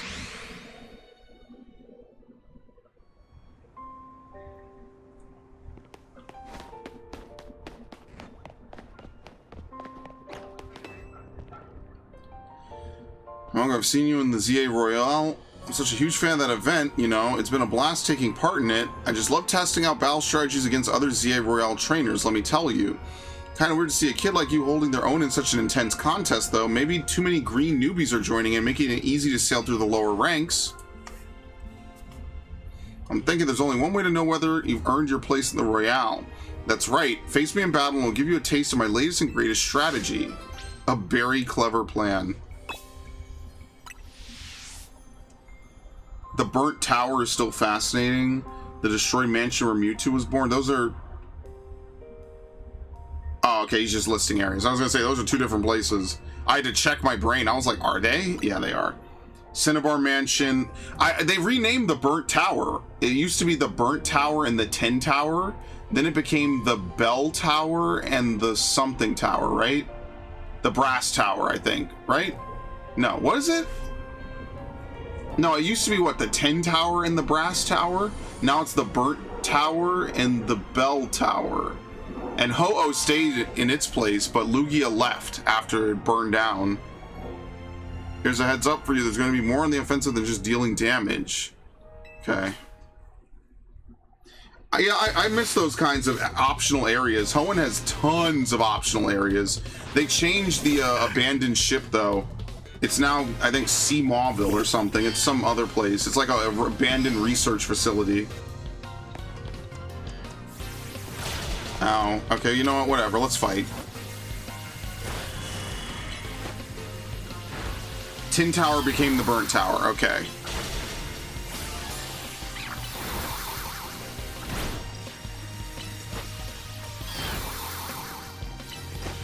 And the Brass Tower became the Bell Tower. They're no longer named after metals. That's what it is.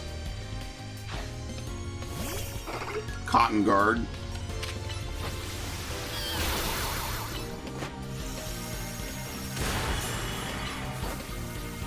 Oh, didn't help.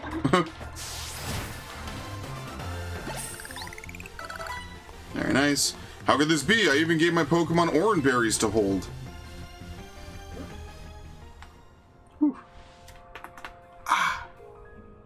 Can't believe my berry-based strategy failed.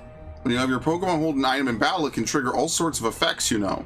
I'll award you some Oran Berries for your troubles today, so give them a try. If a Pokemon's holding an Oran Berry in battle and its health drops below half, it can eat the berry to recover some HP. The lore cake goes to Pokemon Ranger? Probably not. Just being honest. I rely on you to help me test my battle strategies in the future. You better look forward to it. Does it? Dude, Almia has some of the worst storylines I think I've ever seen in a game. I remember being so disappointed playing Almia. Okay, we're gonna have to actually fight. I dodged it by moving. I'm smart.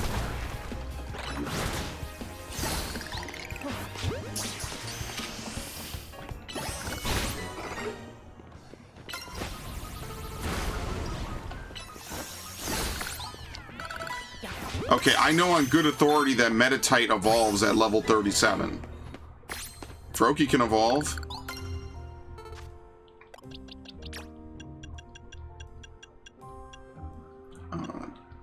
Evolve. I'm blind. No, I did play Pokemon Ranger because I did it. I played Pokemon Ranger 1 because if you do all the events in it, you get a Manaphy egg, and at the time, that was the only way to get Manaphy for the longest. And then I played Shadows of Almia, but Shadows of Almia's plot was so fucking bad, I genuinely was bored. Pokemon Ranger 1 is very difficult.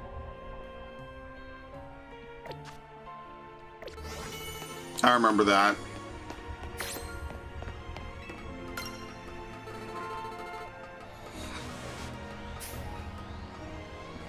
Oh, whoops. No, we're not fighting that.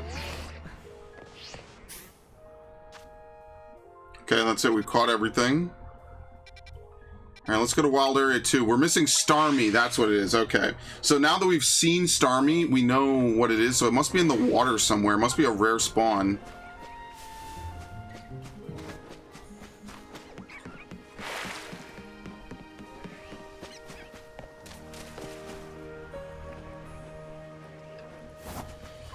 I don't know what the hell I'm doing. I don't think I was supposed to be able to do that.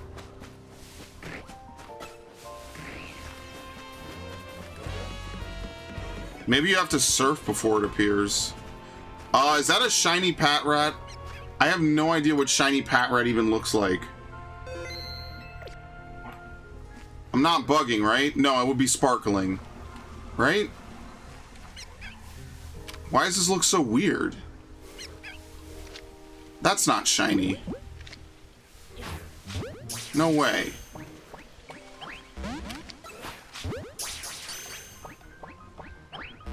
You not? It's not shiny, by the way. I can't catch it!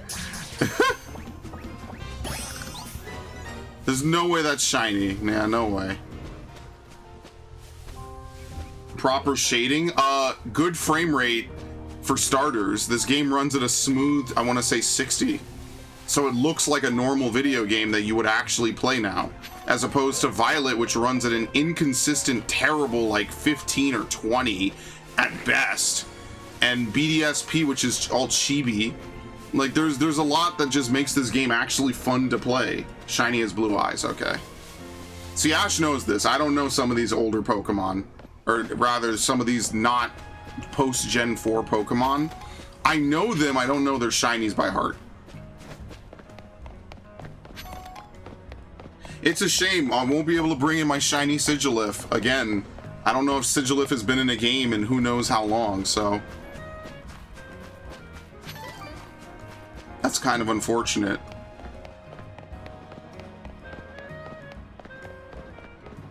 I mean, at this point, Patrat is an old Pokemon. Let's be fair. It's a Gen 5 Pokemon.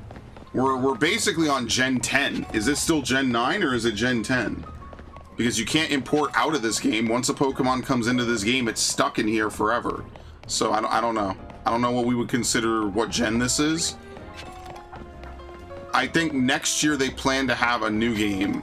So...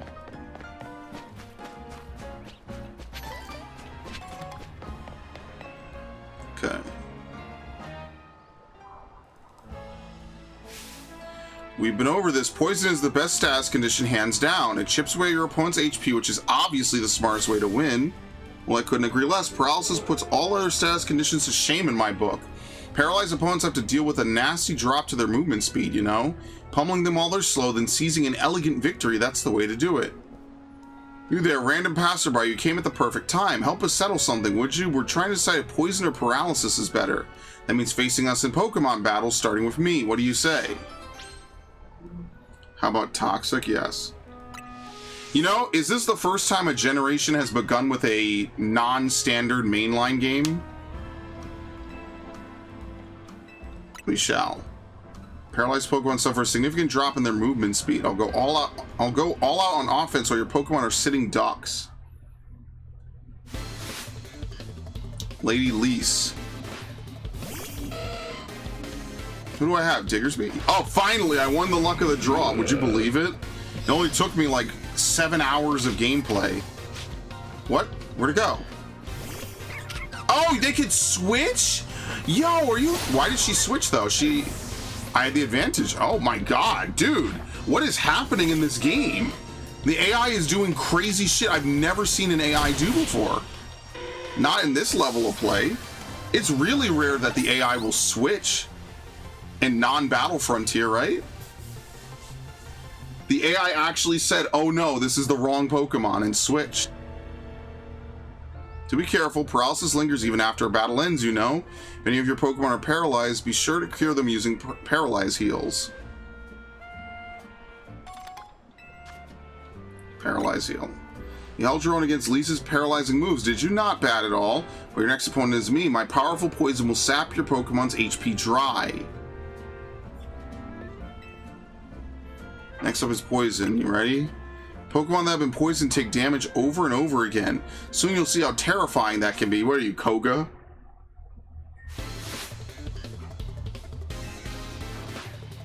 Venipede.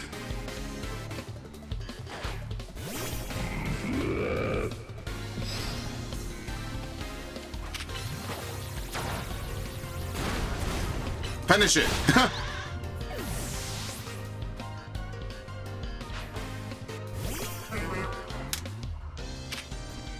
Get Darkja Oblivion spammed after foolishly dispelling Zodiark. Yeah, isn't that great? Some of those extra hunts are insane in 12, but I mean, hey, they have a lot of post-game content. Like Kingdom Hearts. Kingdom Hearts, despite being like a very cheesy series where you just kind of play the story from A to B, ends up having some of the most insane post games I think I've ever seen in a lot of these JRPGs. It's reasonable to do, and it doesn't require you to necessarily, well, I guess it does require you to get to 99. But getting to 99 in Kingdom Hearts 2 did not take that long. It took like 5 hours, maybe even less, I can't remember. It really did not take that long once I started. You just put on a couple YouTube videos, and then you just watch, and then you just go run down the world that never was, rinse, repeat, and then you're 99. But that's only the start, because you need stats to beat half of the bosses, unless you're, you know, really good. I'm not saying I am. I leveled up my stats.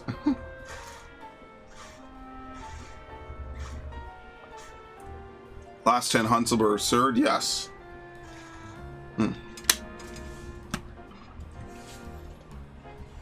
I was surprised when Lisa lost her battle, but I didn't think I'd lose too.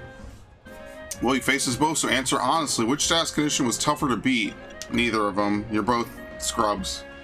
Come again? You saying you're not bothered by status conditions in the slightest? Well, I suppose it's true that neither of us managed to win. Looks like we both have a ways to go, huh? There are so many status conditions out there, and I want to master them all. Well, I don't think we've forgotten about your Pokemon either. If one of them still has a status condition from earlier, please use this full heal to cure it. That particular item can cure any and all status conditions. We always keep a healthy supply. Remember, status conditions should be cured as soon as possible. It's not nice to make your Pokemon put up with the discomfort for long. That's my advice for you, fellow trainer. Okay. I'll be honest with you though, most of these side quests are just tutorials. Like, maybe they genuinely, I mean, I guess that would make sense if this was the start of Gen 10. Maybe they genuinely want people to show up and be like, damn, I've never played a Pokemon game before. Maybe they just, I don't know if it's little faith in Gen Z or just in general. I have no idea. No, they're well integrated. It's not terrible, but it is very interesting and different that they are willing to have this many tutorials for things I would argue are pretty basic. But I don't know, man. Is that just the difference? Maybe, am I just old now? That like when I was a kid, I just had to figure this shit out on the fly for the most part. You had to talk to every NPC, even the ones that, you know, had nothing else to do. Or do they just like dummy stuff down a lot and over-explain it? So once they see you, you approach trainers in no time. Okay. Okay. Look, man, I gotta bring back Beedrill, but who do I get rid of? Seriously.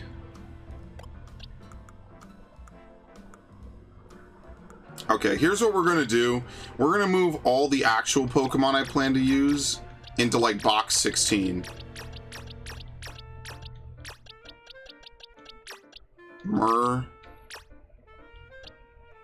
Not you. Gardevoir-type, Fennekin, Chespin. Lower defense, neither. That's great. That's not amazing.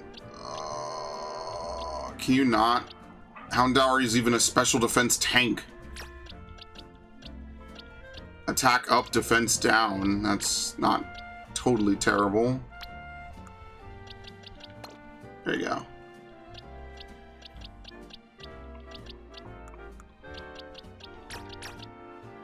Special defense up, speed down. Special. It's the same. Are you serious? I'm getting trolled, dude.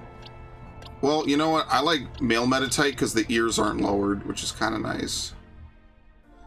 U-turn. Ooh. Amazing.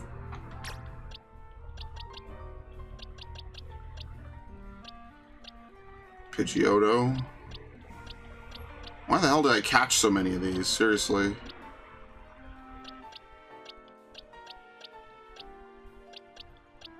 Floette.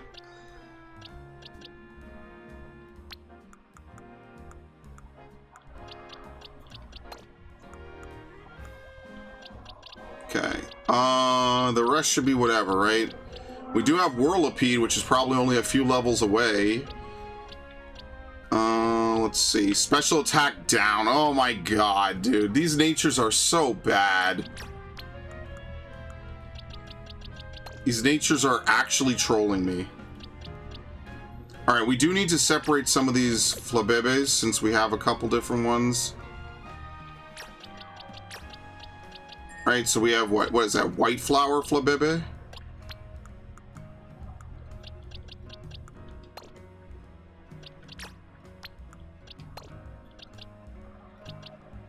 They have the same nature. It's so stupid. Okay.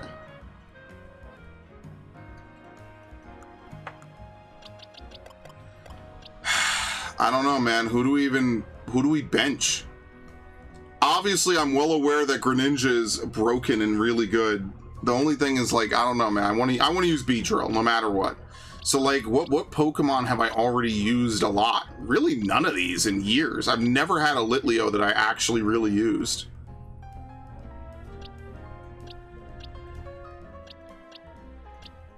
We're definitely using Pidgeotto. Maybe we bench Flaffy for a bit. Maybe we, you know what? Let's try to get Flaffy to evolve first, and let's get him out of here because he does not deserve to be there.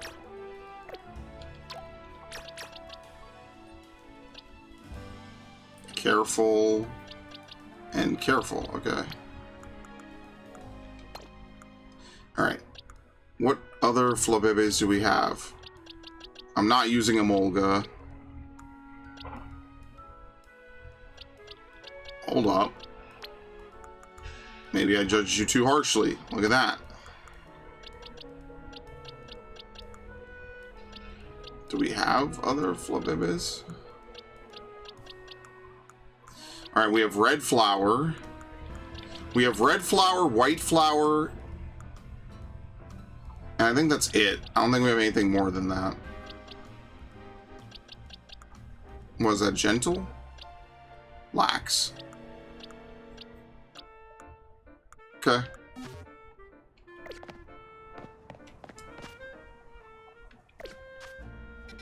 We definitely will bring back Beedrill, that's for sure.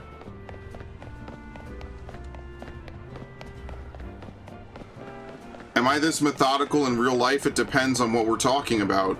Like, actually, if it's something I'm really into, then yes. I will spend a lot of time thinking and figuring things out. I'll use Word documents to help me organize, things like that. But if it's just me messing around, or I don't care, or I'm tired, no, it depends. So it really varies. Like, I don't mean to walk the middle of the road, but yes, I do think about things in this manner, because I do like to try to be organized. Lumiose is hardly sure on cafes, as I'm sure you've seen. The competition is fierce. That's why we're creating a new menu item to help us stand out. And what we've landed on is Pansage, Pansear, and Panpour. These three similar seeming Pokemon have some rather exciting and unique traits, you see. The leaves on Pansage's head can relieve fatigue. The tuft on Pansear's head contains a flame that burns at 600 degrees Fahrenheit, and the water stored in the tuft of Pampor's head is packed full of nutrients. In short, revitalizing leaves, nutrient-rich water, and flames at an ideal temperature. Yes, if we combine each of these Pokemon's special traits, we should achieve the perfect cup of tea. Could you catch these Pokemon so I can briefly borrow their services? In return, I'll treat you to the very first cup of perfect tea we'll make. Where the hell are we even supposed to find them? Alright, this is another one that we're just gonna have to work at. And that's it. That's the only one we haven't done. Okay.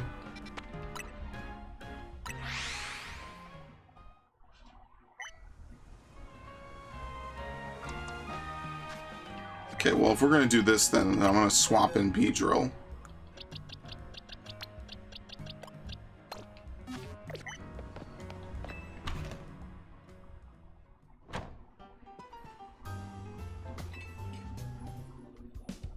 I'm an excellent waiter. I love collecting Pokemon as much as I love waiting tables, maybe more. Do you understand? I'm saying I collected all kinds of Pokemon, which means I'm strong. Knowing this, do you still wish to sample the pure power of my Pokemon? Nice alliteration. I'll give him that.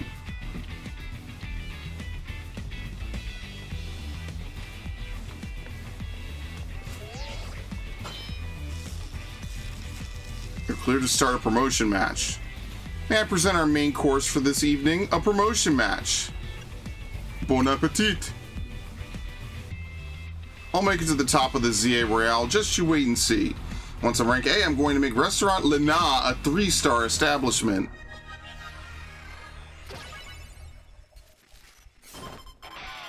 It's kind of bold. He's aiming for 3 stars. Oh no. Who do we have out first? Oh! Kill him. What? Okay. Next. Alright, I'm guessing I was guessed completely wrong.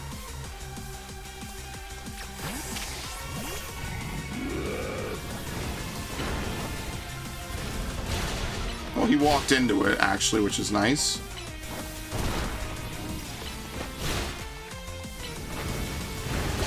Nope. Alright, now we can counter pick.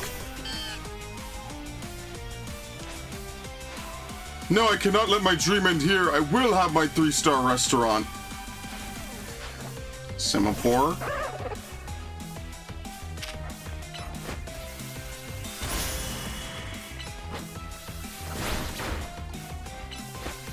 Let me get my health back. Thank you very much.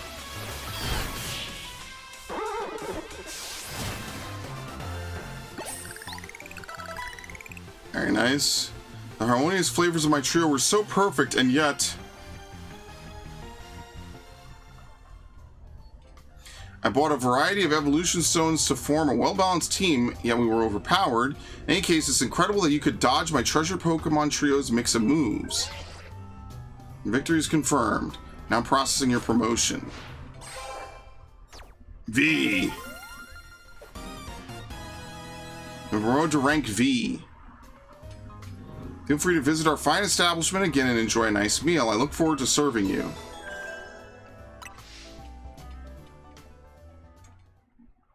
V card.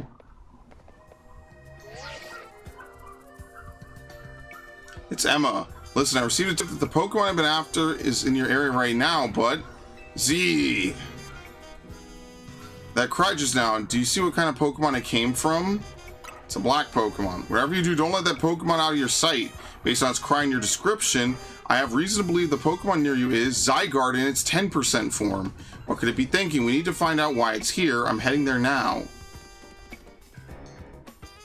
The lose sight of Zygarde. V has come too.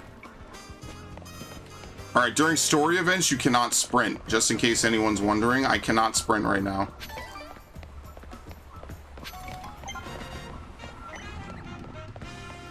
They don't tell you this, you just can't.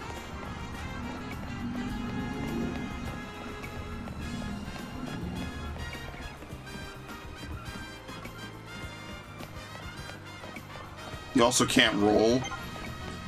So you actually cannot catch up to these Pokemon at all. The game hard prevents you from doing so. You just had to follow the damn Pokemon, CJ. See, it's not even a hard mission. It's just a mission where if you mess up even slightly, you're pretty much screwed. That's the end of it. Oh, here we go. It's the cutscene that everyone laughed at.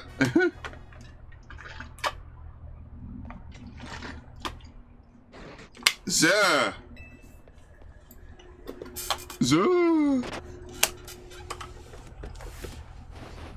So ridiculous.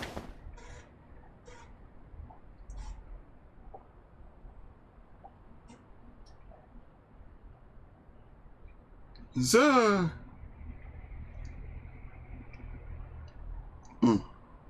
Mysterious Pokemon carried you to the roof.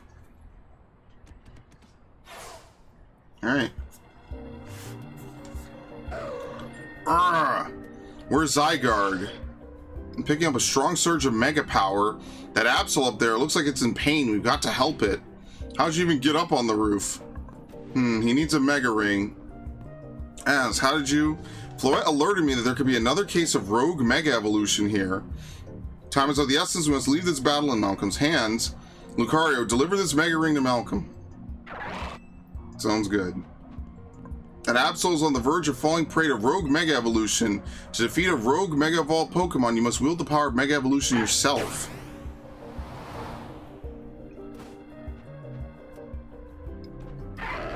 Roof. Remember what I told you about Mega Evolution? Put on the Mega Ring! I only have one Pokemon I can Mega Evolve unless they're going to let me use Lucario.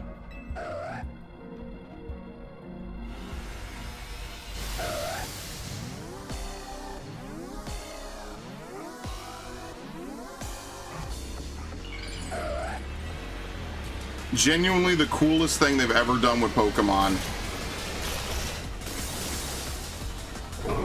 I wonder why Absol gains Angel Wings. It's really weird. We'll advise you from here.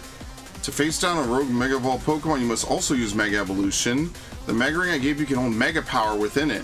When you attack rogue Mega Evolved Pokemon, orbs of Mega Power will spill out of them. Gather as many of those orbs as you can, and once you've maxed out your Mega Power, click right stick to have Lucario Mega Evolve for you. When Pokemon undergo Rogue Mega Evolution, they gain formidable strength and become hard to damage. You may not be able to defeat one without a Mega Evolved Pokemon of your own. When you attack a Rogue Mega Evolved Pokemon, orbs of Mega Power come out. And there's one more thing you must remember. You must not let yourself fall during the battle. Dodge your foes' attacks if they might strike you.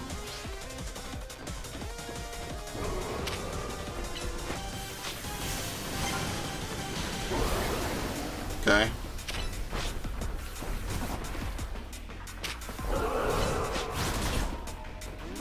Protect.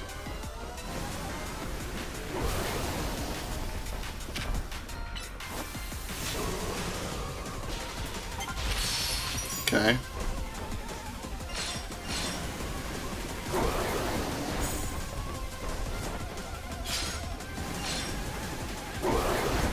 Okay, please, Lucario. Not now. Don't. Please. I wonder if Lucario gets healed if it gets downed.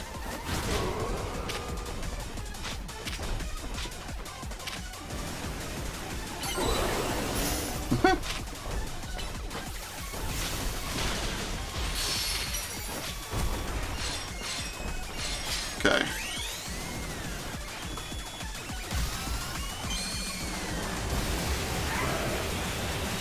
To be fair, the Bond phenomenon is really just Mega Evolution. I'm just being honest. It wasn't really that great of a thing. That's why I wish they would just bring back Ash Greninja, because it was really cool, and they're never going to do it. I think that that's genuinely going to be left behind.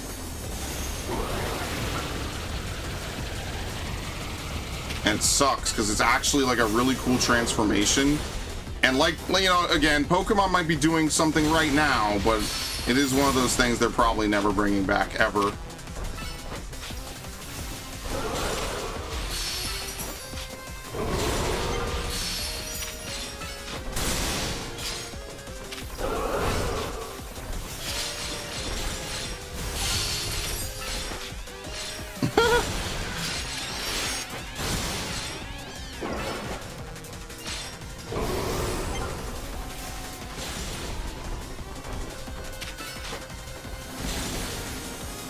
Is it gonna charge at me?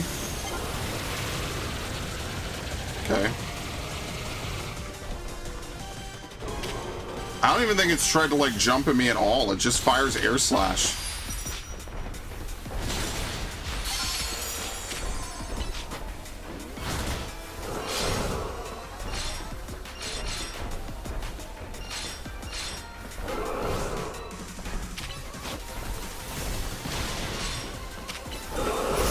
Okay, it wasn't even aimed at me.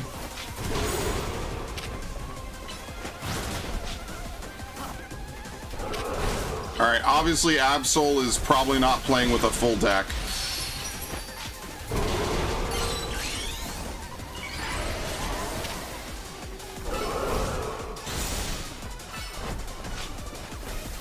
I want to be honest, this is more fun than any raid I've ever done in Violet, and I'm literally just running in a circle hitting this thing. I want you to really think about that. Every single raid I ever did in Violet was less fun than this. Like, no joke. Thank you. Absol says, Heavenly Trumpeter, Heaven's Messenger of Disaster. Please, like, save that line. That is crazy. The fact that I even just had to read that was already absurd. Alright, we got Absolite. Amplified by this... The Sylvan connotation of the angel wings. Consider this though, Mega Evo is for a few Pokemon only. Bond Phenomenon? Yeah, but then they'd have to make a bunch of different Bond Phenomenon designs, and they're never going to do it. I think, honestly, they should just say Bond Phenomenon is just Mega Evolution. It just makes more sense. You really are an amazing trainer. I can't believe they managed to pacify that rogue Mega Absol. You know how big of a deal this is. You save Absol from the pain of rogue Mega Evolution. But I wonder why Zygarde led you here in the first place. Hey Z, sorry I'm late. What are you doing here? Hold on. Am I going to take care of the rogue Mega Evolved Pokemon? But how? He can't use Mega Evolution yet. AZ lent him Lucario and a Mega Ring. Let me catch you up on what's been going on so far. Essentially, the bond between a Pokemon and its trainer is what makes Mega Evolution possible, but lately there have been incidents in Lumiose where wild Pokemon that don't have a trainer are suddenly Mega Evolving on their own. We've been calling this Rogue Mega Evolution. There's a certain company that's been keeping a close eye on everything happening. To get access to their information, we've got to keep winning in the ZA Royale. That was AZ's idea anyway. AZ's idea? Remember about how I've talked about wanting to protect Lumiose, right? Well, Rogue Mega Evolution is what we want to protect it from. Is this Absol the one that Rogue Mega evolved? Indeed. Seems to be grateful to Malcolm for saving it from its suffering.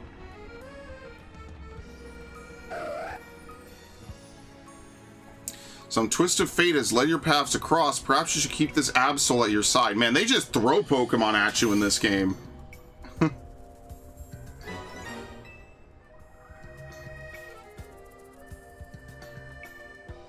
Absol isn't a Pokemon you see around very much. They say our lives are defined by our encounters. Be sure to cherish this encounter with Absol. First, you win a ZA Royal promotion match, then you handle a rogue Mega Evolved Pokemon. You must be exhausted. Let's head back to Hotel Z and get some rest. Yeah, the only Pokemon I have that can Mega Evolve right now is Beedrill.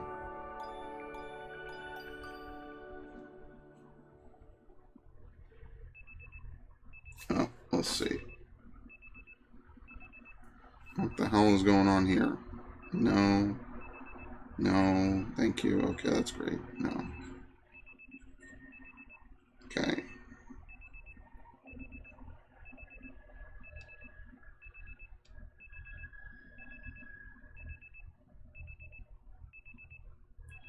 All right.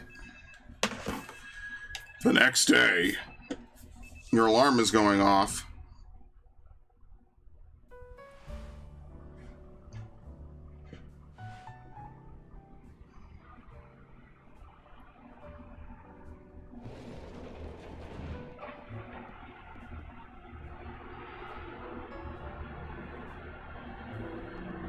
Morning. Did you hear they were just saying on the news that both Magenta Plaza and John Plaza both got turned into wild zones?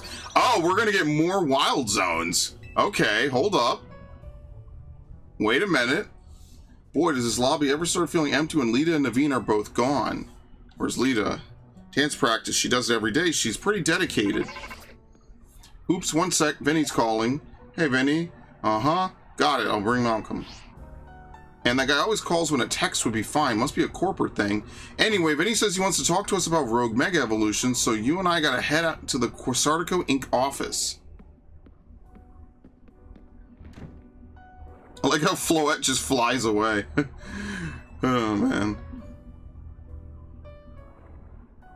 Listen to the voice of Lumiose. If you try, you could hear it through her Pokemon and people. This dude is so weird. He's such a good background character, though. There was a real stroke of genius putting this one together for the story. Alright. You know what? Before we head to Quasartico, I wanted to see you get a feel for the power of Mega Evolution. Let's have a Pokemon battle so you can Mega Evolve that Absol you got. Anytime you want to Mega Evolve a Pokemon, you gotta have it hold its particular Mega Stone. To get your Pokemon ready to Mega Evolve, you must give it a Mega Stone to hold. Select one of your Pokemon from the main menu, then choose Give Item to Hold. You need the specific Mega Stone that corresponds to its species. What they don't tell you is that some species have multiple, and you just have to give it that one in particular that you want it to Mega Evolve into. Absol's the only Pokemon you can Mega Evolve, though. I mean, that's not totally true. Beedrill can, I just don't have the item, unfortunately. I don't think you have it either.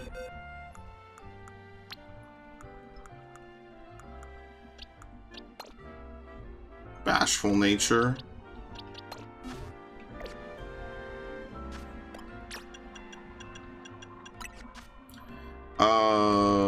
Here we go. Absolite. Let's have a Pokemon battle so you can Mega Evolve that Absol. Okay. Once Absol's holding its Absolite, you'll just need to press R when it's time to Mega Evolve. Here I come. These comically large bracelets to Mega Evolve.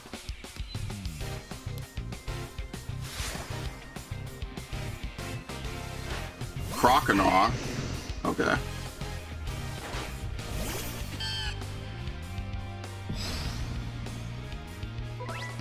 When your Mega Ring is full of Mega Power, give your Pokemon the signal with R. Your accumulated Mega Power will start draining as soon as you trigger Mega Evolution. Once the power is gone, your Pokemon will revert to its usual form, but it can Mega Evolve again if you store more power. Enough. Here. Ignite.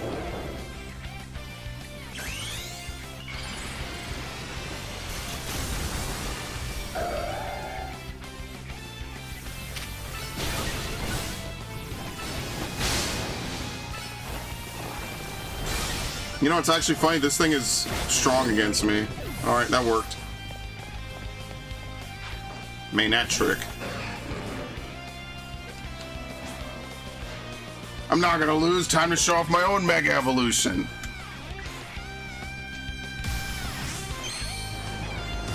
How long does hers last?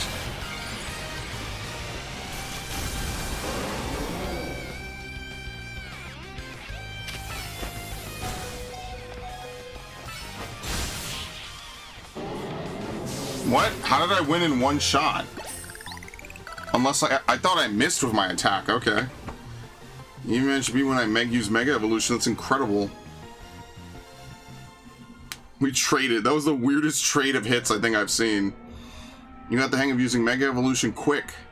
Another rogue Mega Evolved Pokemon appears. You'll be able to handle it, no problem. Let's head to Quasartico. It's the big white building in the Magenta District. Trust me, you'll know it when you see it. I wonder what it'll look like inside, given they make the Holotech for the Wild Zones and all. Number of Wild Zones has increased. Yeah, here we go. 9, 7, 8, 9, and 10 are now all Wild Zones. Okay, well, let's go to the research station.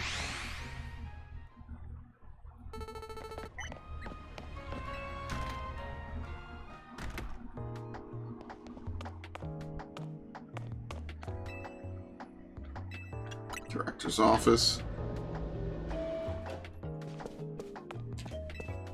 Curiosity is the spice of life, by which I mean get those research tasks done, kid. I'm not getting any younger. I thought she wanted to talk to me. Oh, here we go.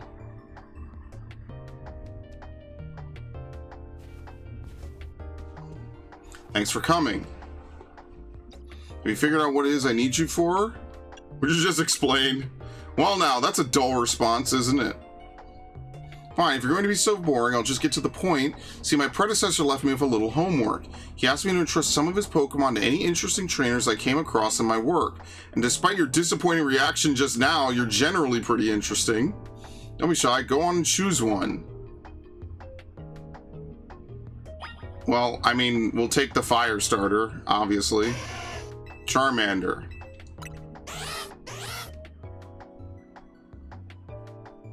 You better not let me down for thinking you're actually any fun. Show this Charmander a wide world of new sights and experiences. Homie, we're stuck in this city. I don't know what wide world you think we're gonna see. 151.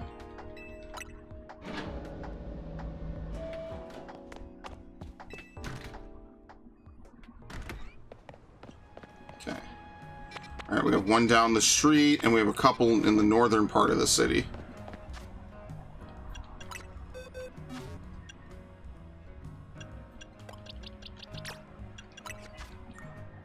Aerial Ace.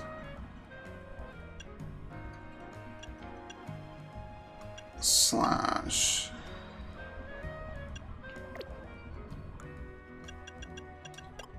Knock off.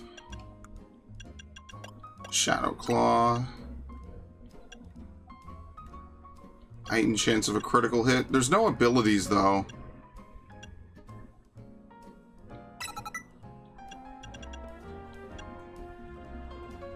And because there's no accuracy, I think this is just a really fast attack. So we build Absol. See, that's the one thing. No abilities is kind of lame because abilities are what make Mega Evolutions actually really interesting. Like with normal Pokemon as well, I guess.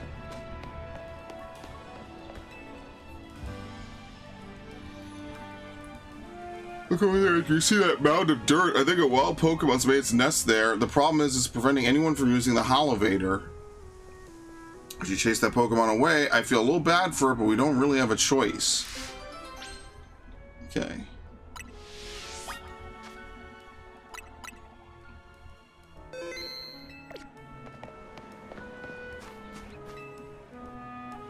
What Pokemon exactly would this be? I'll chase it away.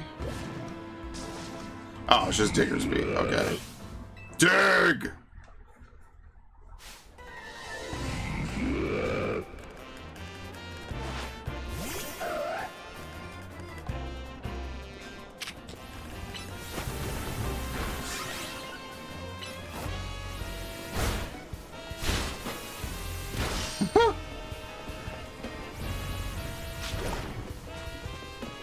Okay, finish it.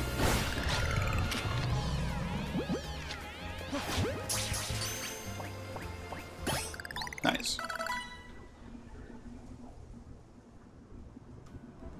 Does that nest belong to a Diggersby? That makes sense. Diggersby probably could dig its way here from a wild zone. Anyway, thanks for sorting that out. Now we can all use the Holovator.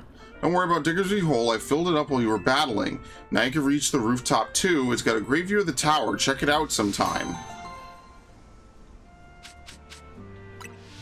Soft Sand, which we could give to our own, which is fine.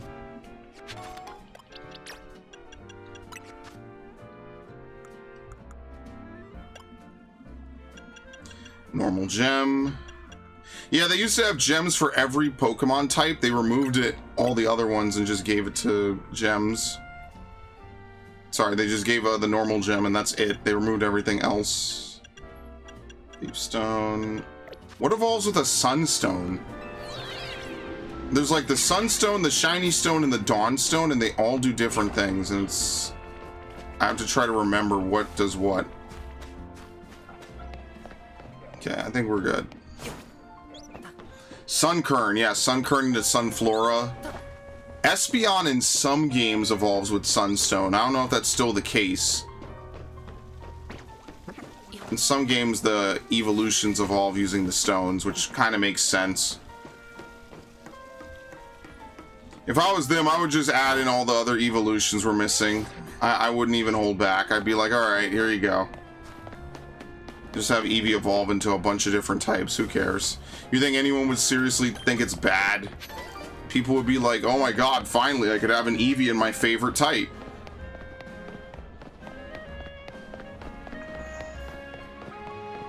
Poison type Eevee, ground type. It's all the special types that used to exist before the physical special split was a full thing. Except for Dragon, for some reason. They have decided there will be no Dragon type Eevee.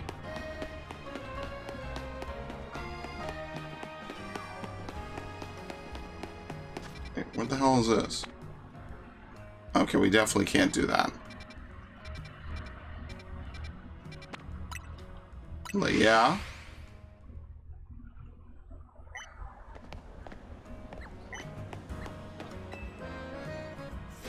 More, I need a hotter flame.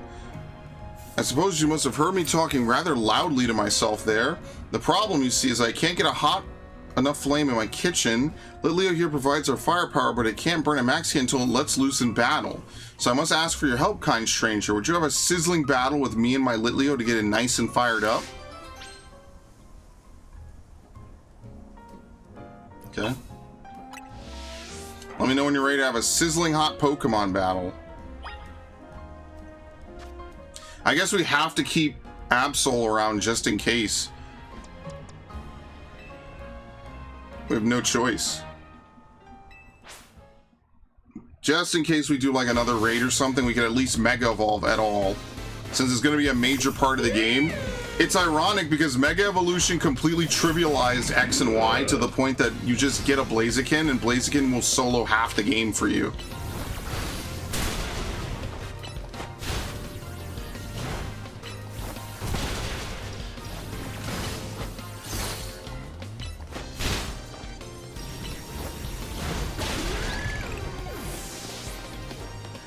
Okay.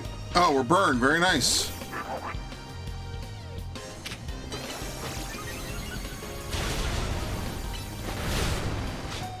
All right, swap.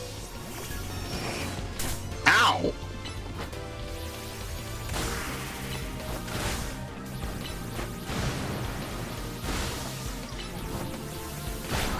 You're not supposed to attack me, asshole.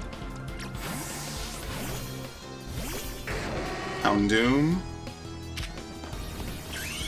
Sure, why not? Should I? No, I should Swords Dance before. We probably keep our stat buff.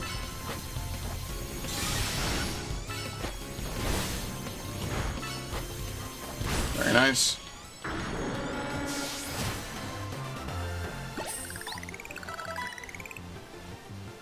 What firepower? It's too hot to handle.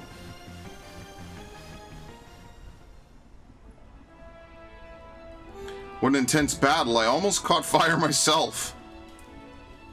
How about it, Litleo? After a battle like that, I bet you could show me the hottest flames you can make. That's the spirit. We need your hottest flames if we want to grill today's steaks just right. Thank you so much. Here's something for that fine battle. Use it on a Pokemon that's burned. Burn heal. Back to the kitchen for us, Litleo. My customers today are in luck. They'll be dining on steaks with the absolute perfect sear. I feel like someone says that when you beat them in a previous Pokemon game. They're like, oh, I almost caught on fire. Probably one of the fire jugglers. You know, all those old Pokemon classes they never bring back now? They act like they never did any of them. They changed the fire jugglers or whatever from Gen 2 into, I think, clowns or something in Gen 4. One of the jugglers from Hoenn. There were jugglers in Hoenn? Okay. I mean, if he says it, it's too specific to be wrong, right?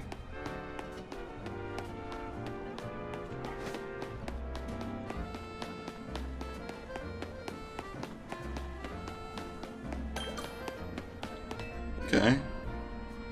See, these little ones here, they're Trubbish, the trash bag Pokemon. They develop a taste for our cafe's food scraps, so they keep coming back. I'm happy they like our food, don't get me wrong, but the smell that Trubbish give off isn't exactly a crowd pleaser. We're starting to lose customers. Here's a thought. If it's our food these Trubbish are after, maybe we could use that to our advantage. I made a nice bag of tasty trash using our food scraps. Think you could use it to lead the Trubbish over to the garbage bins? Would really help us out if you could lead the Trubbish away as soon as you can. If you're here now, would you mind leading the Trubbish to the nearby garbage bins? It's a big help. The Trubbish should follow you as long as you're holding this. Tasty trash. Although they were thrown away after the best parts were used, some edible bits remain. Make sure you walk slowly so the Trubbish don't lose you.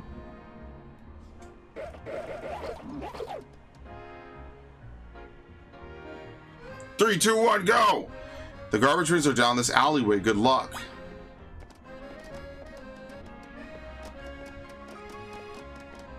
What is he doing?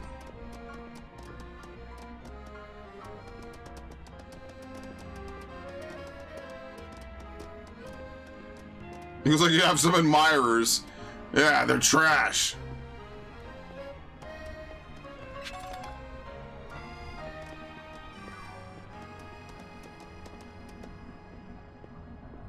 Something smells a bit off.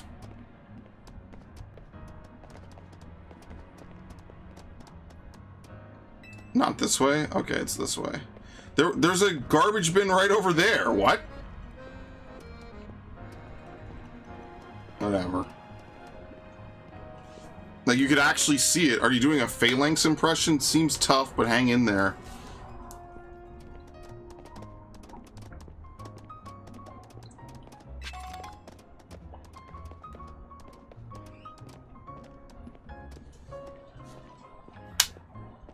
Aren't those little helpers that eat garbage?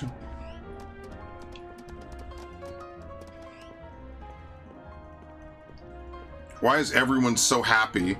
Oh, it's these specific trash bins, of course. Obviously. They're wolfing down the tasty trash. Thanks so much for dropping off our trash. The smell from the Trubbish shouldn't reach the cafe if they stay here. Gosh, look at them munching happily away. It makes you think, doesn't it? Coexisting with Pokemon doesn't just mean sharing the same space. I mean, these Trubbish love our food just like humans do, but it wouldn't work to have them eat in our cafe right next to the other customers. Maybe coexisting with Pokemon sometimes means knowing the right distance to keep. Okay, rare candies for doing this.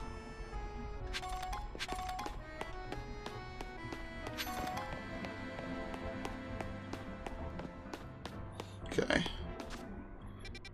We have one more.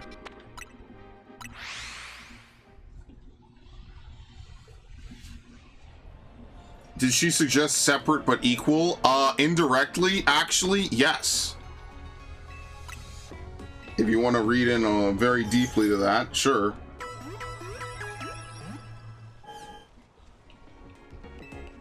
Dude, why does this Nurse Joy look high? That is so just weird. She just looks so weird. One Pokeball. I got my Great Ball back.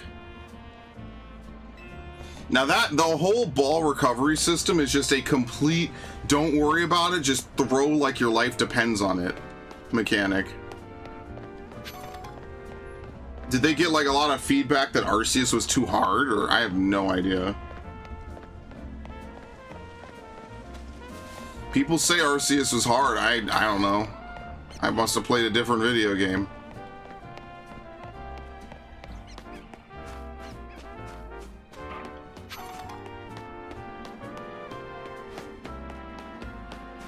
There you go. Want to trade Pokemon with me? I'll give you my Riolu if you give me an Abra. Abra can use the move Teleport, right? I bet it would be so much fun to play tag with. Okay. One hell of a trade, huh? Let's do it!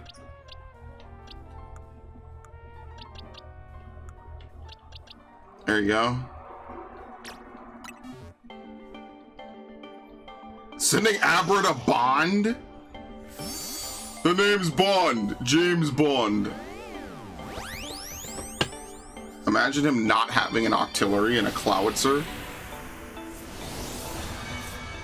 Riolu. Shaken, not stirred.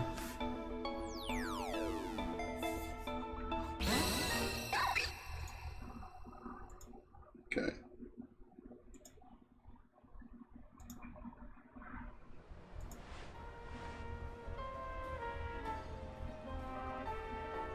Let's see.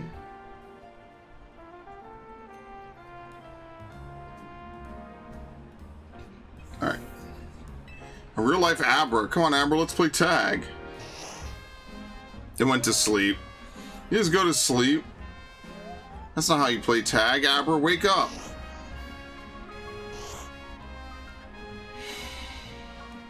Where'd it go? Did Abra use teleport and sleep? Whoa. I guess our game of tag has already started. Thanks again. Take care of Riolu. Abra, I'm coming to get ya.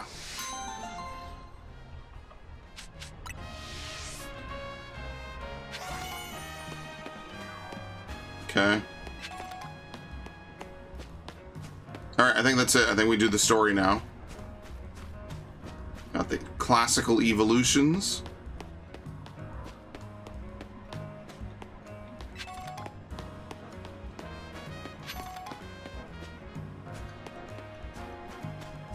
Alright.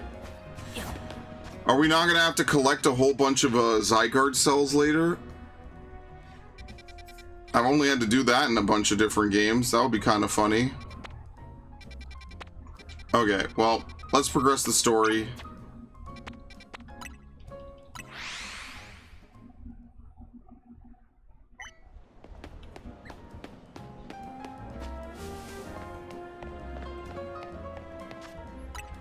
There we go.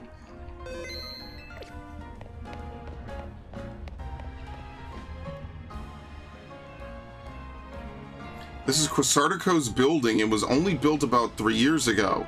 The whole vision of a city, or this whole vision of a city where people and Pokemon live in harmony, nothing that big becomes a reality overnight. Bet people have been working on it for a while. Deden, Deden guards, huh? Pokemon as guards. Yeah, these Deden aren't going to let us by without a fight. What should we do? We're going to get in Deden guards or no? Now this feels cruel and unusual. The fuck?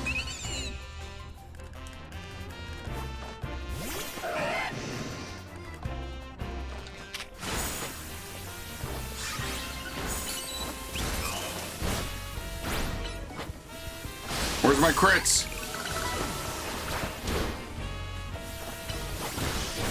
Yeah, without its ability, Super Luck, you're kind of cooked for getting critical hits, huh? Given our aims to coexist with Pokemon here in Lumiose, it seems fitting to employ some of them as guards, but it's less ideal if they're defeated. If you don't mind my asking, do you have an appointment here? We've been invited by Vinny. Vinny, as in the CEO's secretary, he called for you? That's correct. I did. We have some important business to discuss. Business that will impact Quasartico Inc. I'm sorry to rush you when you just wrapped up your battle with our guard Deden, but please join me in the battle court beside our building.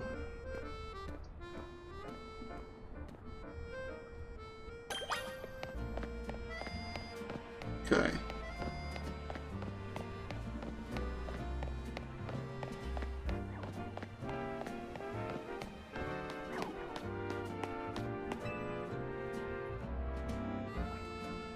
Please allow me to introduce myself once again. As I mentioned upon our first meeting, I am Vinny, and I serve as secretary to the CEO of Quasartico Inc. And now I must indulge in a little story time. Last night, our organization detected a certain energy we have been on the lookout for. We headed to the source of the energy at once. However, by the time we arrived at the site, it appears as if someone had resolved the matter for us. Allow me to be direct in my inquiry. Do you know what became of the Absol that underwent Rogue Mega Evolution? It's with me now.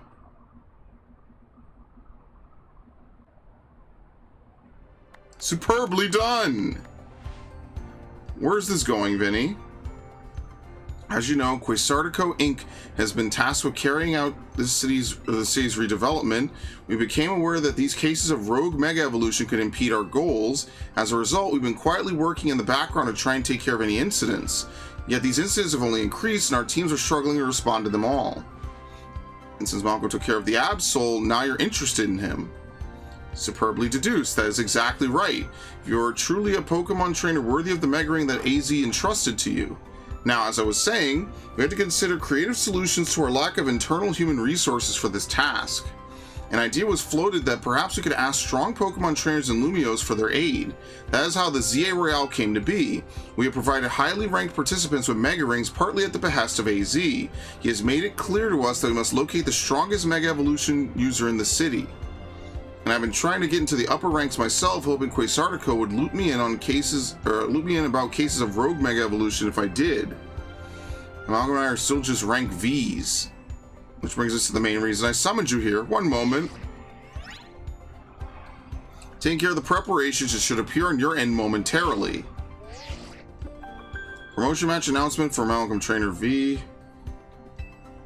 Trainer Vinny. Trainer wins will be specially promoted to rank F. Bruh, doesn't this defeat the whole purpose?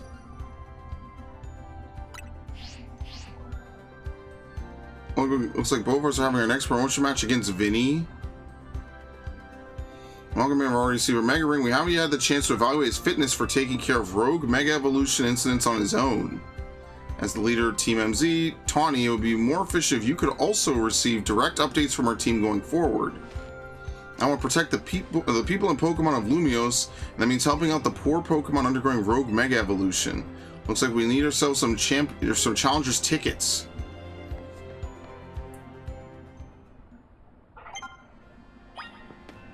Okay. 6,000.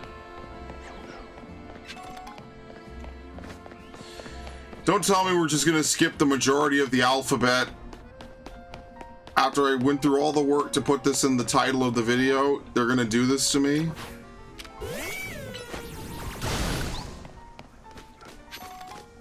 You know how much effort that took? Oh, it's an Alpha Ralts. I didn't even see.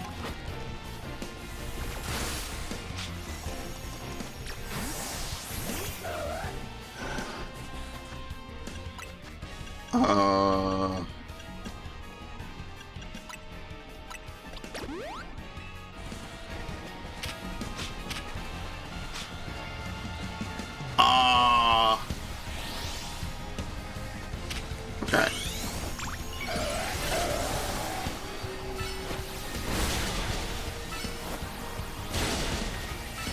Get fucked.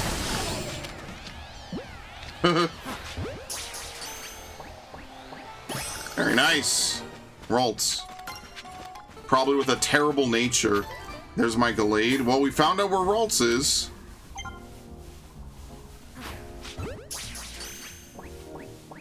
Very nice. Wally would be proud. It's funny, Wally's ace changed from Gardevoir into Gallade. Which I think is more fitting. I've said that before. That's one of my favorite parts of Omega Ruby.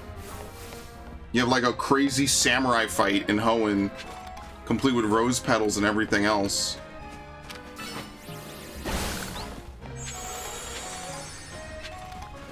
Okay.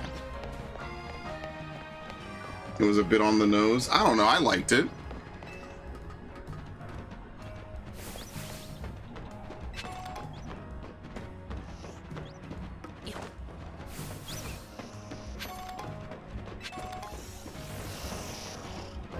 Fandom was also obnoxious about male Gardevoir. Male Gardevoir, were they? Look, I don't really get too involved with all the Pokemon lovin', which makes it even worse that canonically and literally officially that was something that they actually had them write for Arceus. That was a great... The Game Freak leaks might have been one of the most insane time periods I think I've been a Pokemon fan. Like, genuinely. Brick break. Okay. Alright, I'm gonna be honest, I'm kind of tired. Maybe we stop here before we have to do nighttime shenanigans. Just in the interest of me getting some good sleep. Those weren't roses, they were spider lilies. But they weren't blooming in darkness. No, I believe you. biggest takeaway from the dev notes is that they knew what they were doing with the trainer designs. They knew what they were doing with all of them. I'm sure they write it to give the developers and everyone like a good idea, maybe to understand like, oh, this is what this Pokemon would do. This is what that Pokemon would do. But ultimately, it's the kind of stuff that definitely is never supposed to see the light of day. So when it does see the light of day, it's one of those, okay. Like, unfortunately, our poor friend is never gonna beat the allegations. It's over for him. Fire spin, work up.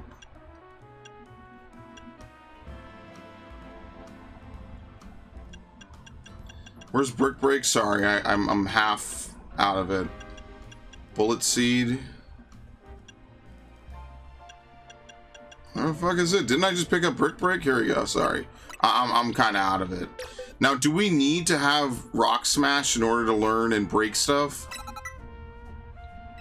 Because Brick Break is just stronger.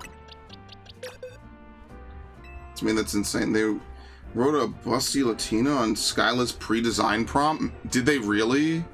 Maybe they did. I don't know. I kind of forget.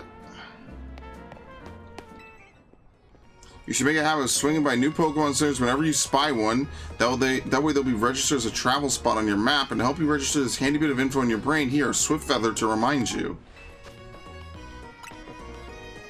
The easier it becomes to get around. We already did that. That was like the first thing I did. Okay. I mean, we could try to check out some of these other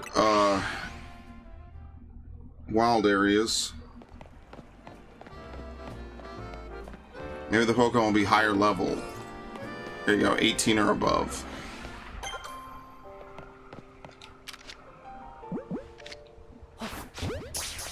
What was that, a Vanillite? Was it Vanillite, Vanillish, Vanillux? Hippopotas is in this game, okay.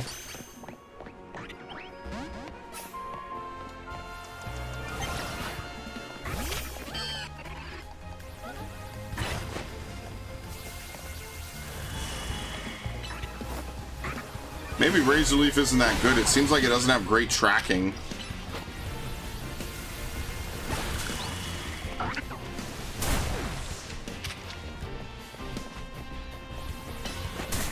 Can you not? Alright, well that's an Alpha Fletchinder and it's literally trying to hit me, and look, it's stuck.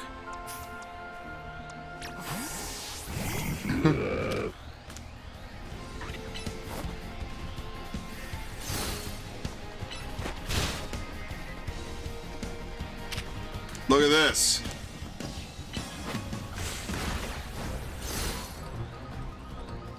Hold up, get him stuck.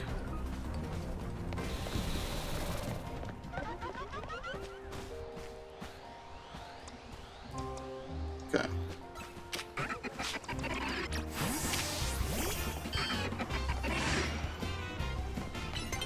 Oh no, here it comes.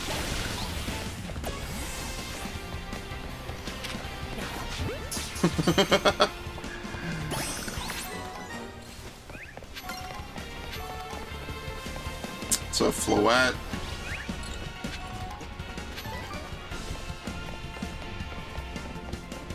Okay, we'll just lose it. It's not a big deal.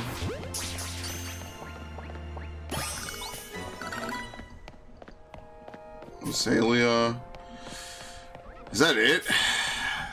How many Pokemon are even in this one? There's Audino and one unknown that we haven't seen yet. I mean, you know what? That's like addressing the biggest complaint I have about the wild areas, is that there aren't enough of them. It's good that there's going to be more, because I'd like for there to be a lot more, honestly. Okay, let's take a brief look at 8, and then I am actually probably done. I'm kind of tired. To be fair, isn't it like, what time is it? 12? Yeah. So we already went over on this stream, by the way. This is not supposed to be like a 3-hour stream. I did another 3 hours, so after this, I'm going to bed. I'm going to just lay down. I'm tired.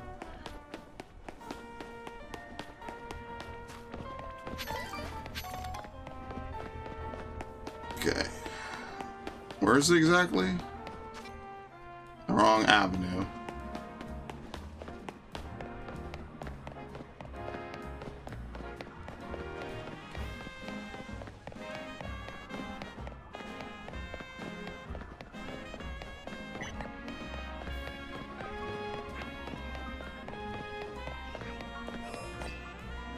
Nummel.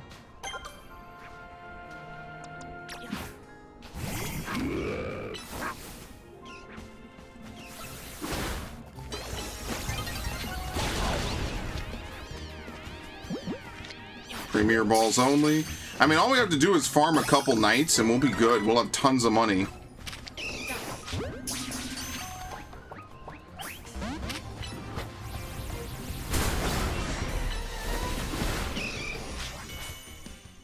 Alright, well, whatever's attacking me, it's fine. Where's the goth? I don't think they were that interested in goth girls. I'm just being honest. I think you might be out of luck with that one.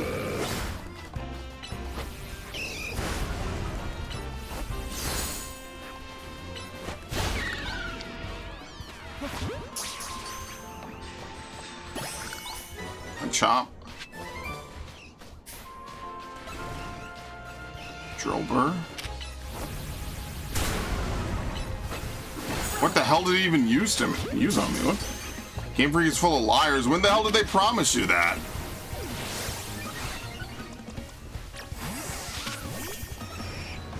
Oh, there's a lot.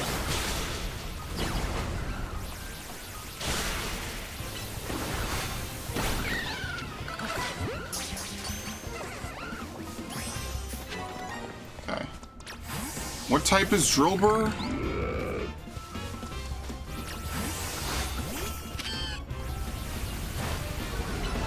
Ground?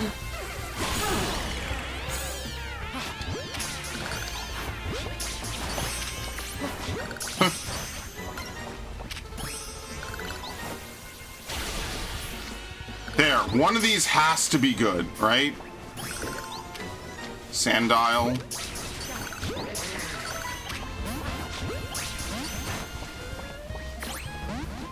Here, use it. Yeah! Okay, we're fine.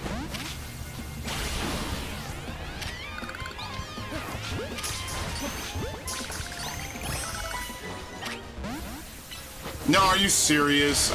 Whatever. Okay. When they released the loose character art in a vague, obscure tweet, yeah, they promised you in particular. I know you're joking. It's really funny. They swore it. We would never be apart.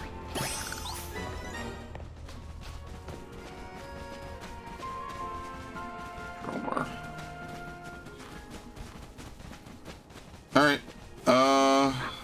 What's this? Nummel? Okay.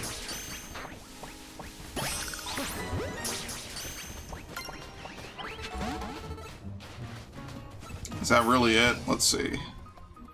Alright, we didn't catch, was it Sandile? I forget what the evolution's called.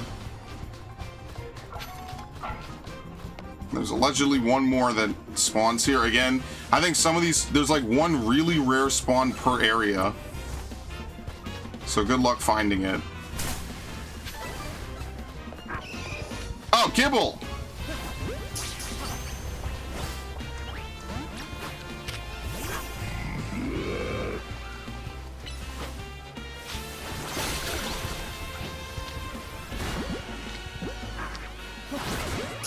See if I can catch it in a Premier Ball. Nope. Absolutely not. Hilarious. Alright, well, whatever. We leave. That's going to be really hard. I mean, the odds of that can't be very high. Very nice.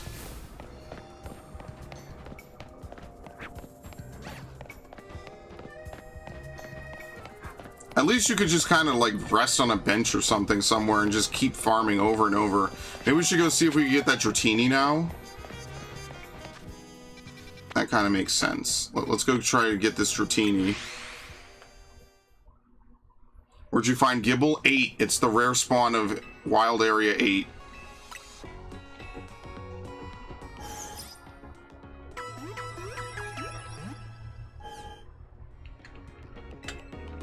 Okay.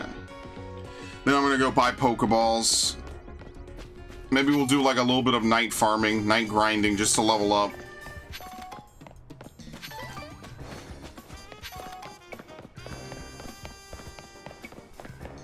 Basically, as soon as it popped out, I should have saved. I know nothing's going to be missable like that, but I should have saved immediately. Wonder what happens if you knock out the free Mayreep. Are you just screwed and you can't get it anymore, or what happens?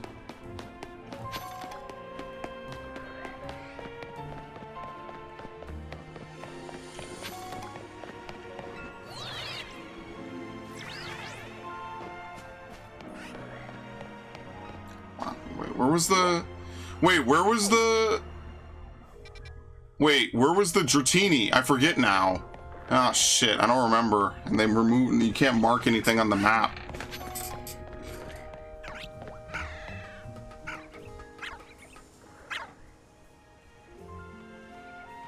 Swamblue. It was outside of something. I don't remember what it was.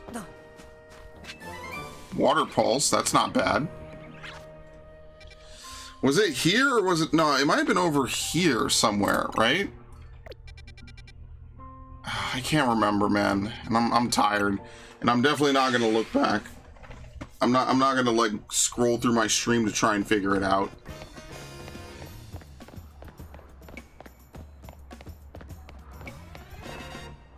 Okay. I'm bring your party and bring them here. They love high places like the trees you find lining those roads of the city. Okay. Oh, Starmie! But I can't get to it. So Starmie spawns at night. Okay, so a lot of these Pokemon might only spawn at night. That's good to know.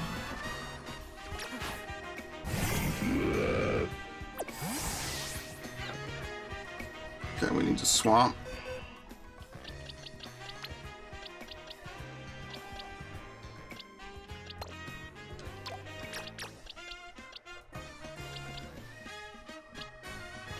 POTUS. Attack up, speed down. Numel, Patrat.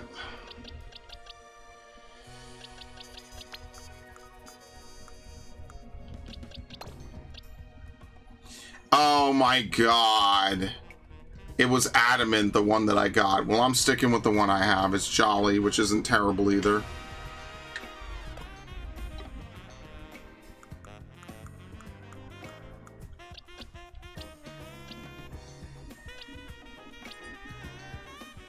Careful, that's not bad. Adamant, there you go. Beautiful. Nah, we didn't catch a good Sandile. Yeah. Drillbur. Numel. Numel's not winning any speed competitions anyway.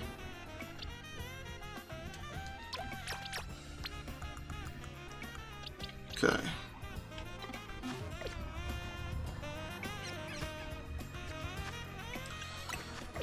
Oh, fuck. I forget where that Dratini is. That's gonna really suck, because I'm definitely never gonna remember. There you go. Bubble Beam. Oh my god.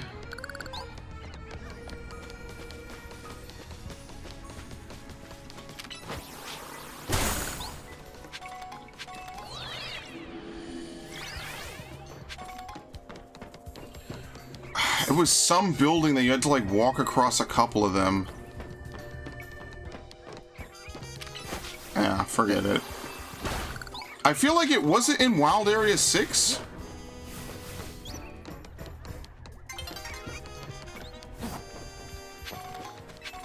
I literally stumbled upon it in the most like unexpected way, so that's why I don't really remember where it was.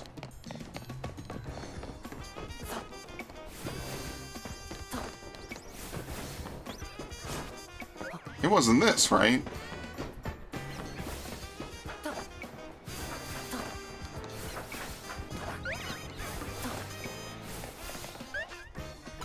is this?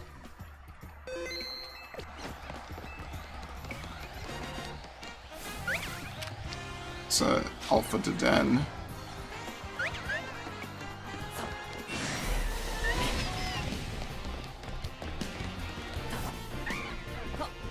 Talonflame.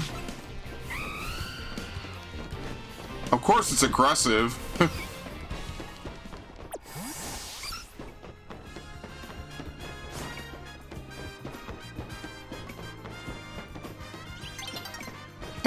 I don't know where it is.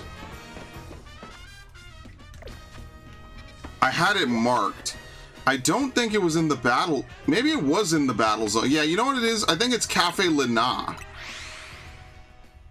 I think that's where it is.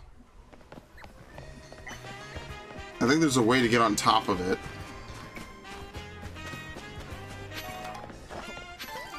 Maybe.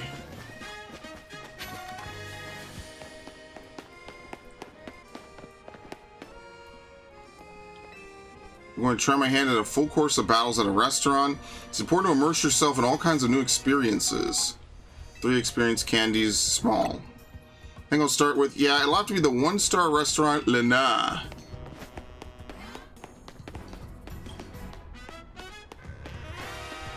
Is there a way up there?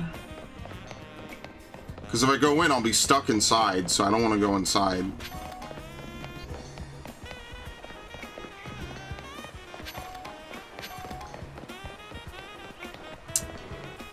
I don't know. I'm gonna have to stumble upon it again randomly. Maybe I will go back and look through the video then. It was really early in this stream, so maybe that's exactly what I'll do, is I'll go back and try to figure out exactly where it was, because I marked it on the map, but I can't remember what building in particular it was. It might be one of these buildings over here, right? It wasn't that long of a set of buildings, though. Oh, fuck. Damn. Okay.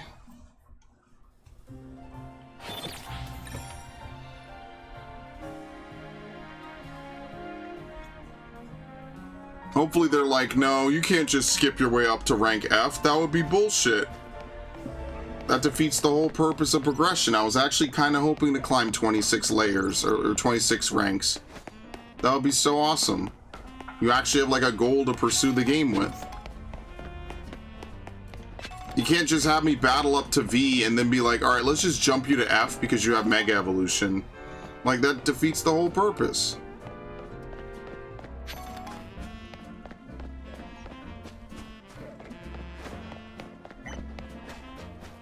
Like, you didn't earn it. So, I don't know. We'll see. Alright. I'm wandering at this point. I'm not finding this thing. I'll look it up. I'll figure it out on my stream at some point tomorrow when I have the time. Alright. I'm out of here. I'm done. I am incredibly tired now. I will be playing this again tomorrow at around 2 p.m. Eastern. Maybe 3 p.m. I might have to do a couple of quick things first. I have to finish farming this stupid Electrike. In fact, I'll even show you while we're here. I'll go to my other Switch. This is what I've been doing with this Electrike, is I've been trying to... Alright, let me make sure I don't fuck it up. Yeah, basically, this is what I've been doing. You can even tell the frame rate on this is lower. So, basically, I'm at a 30 chain. I've decided to stop going for 40 chains. 40 chains are absolutely stupid, so I just don't even bother with it anymore. So, like, for example, here we go. Here's a perfect example of me having to reset over and over and over and over and over again. I think it's like 1 in 1,000 and some change odds, and I just don't care because if I show you my bag, I have, where is it?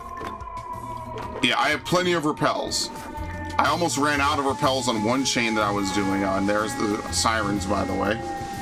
I almost ran out of repels on one chain I was doing, and I was like, nope, never again will I come unprepared to a shiny hunt.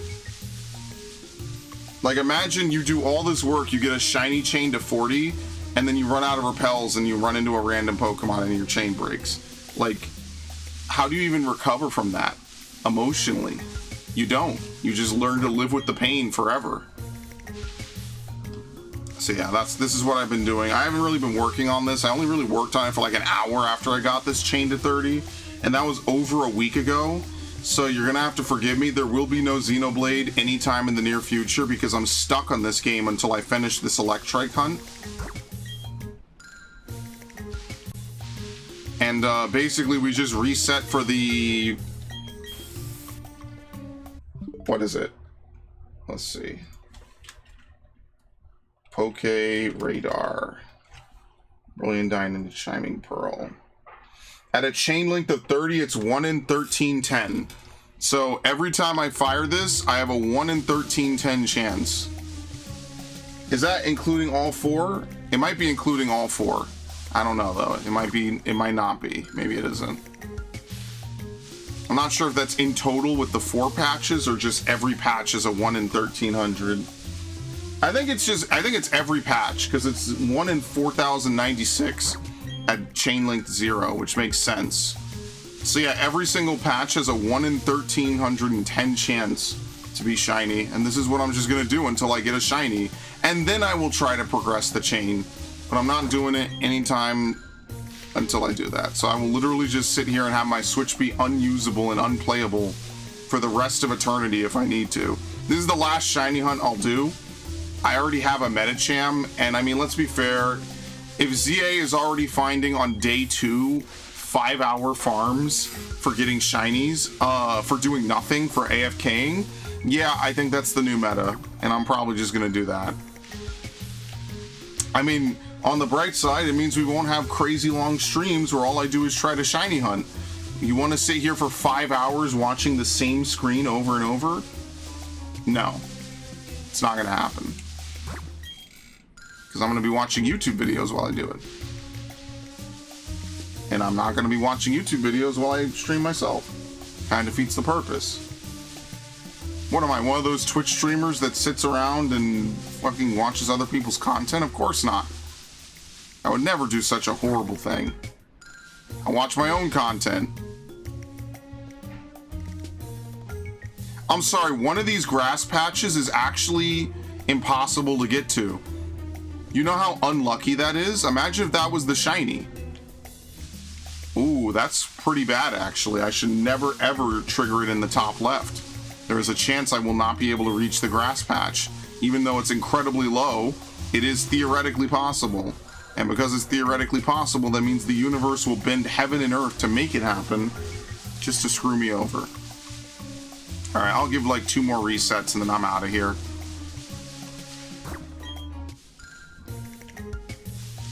This is absolutely something I don't expect to happen on stream, by the way. This is something I'll be farming this at like 2 in the morning on Saturday, and then it'll just randomly pop, and I'll be like, oh, that's great. Fantastic. What is that? 1, 2, 3, 4. Okay. 1 more, and then I'm out of here, for sure. I'm gonna give my voice a rest as well, because I'm a little hoarse. Okay. Alright. Make sure I don't close the game. Put the controller down. And turn off switch 1, switch 2. Okay, perfect.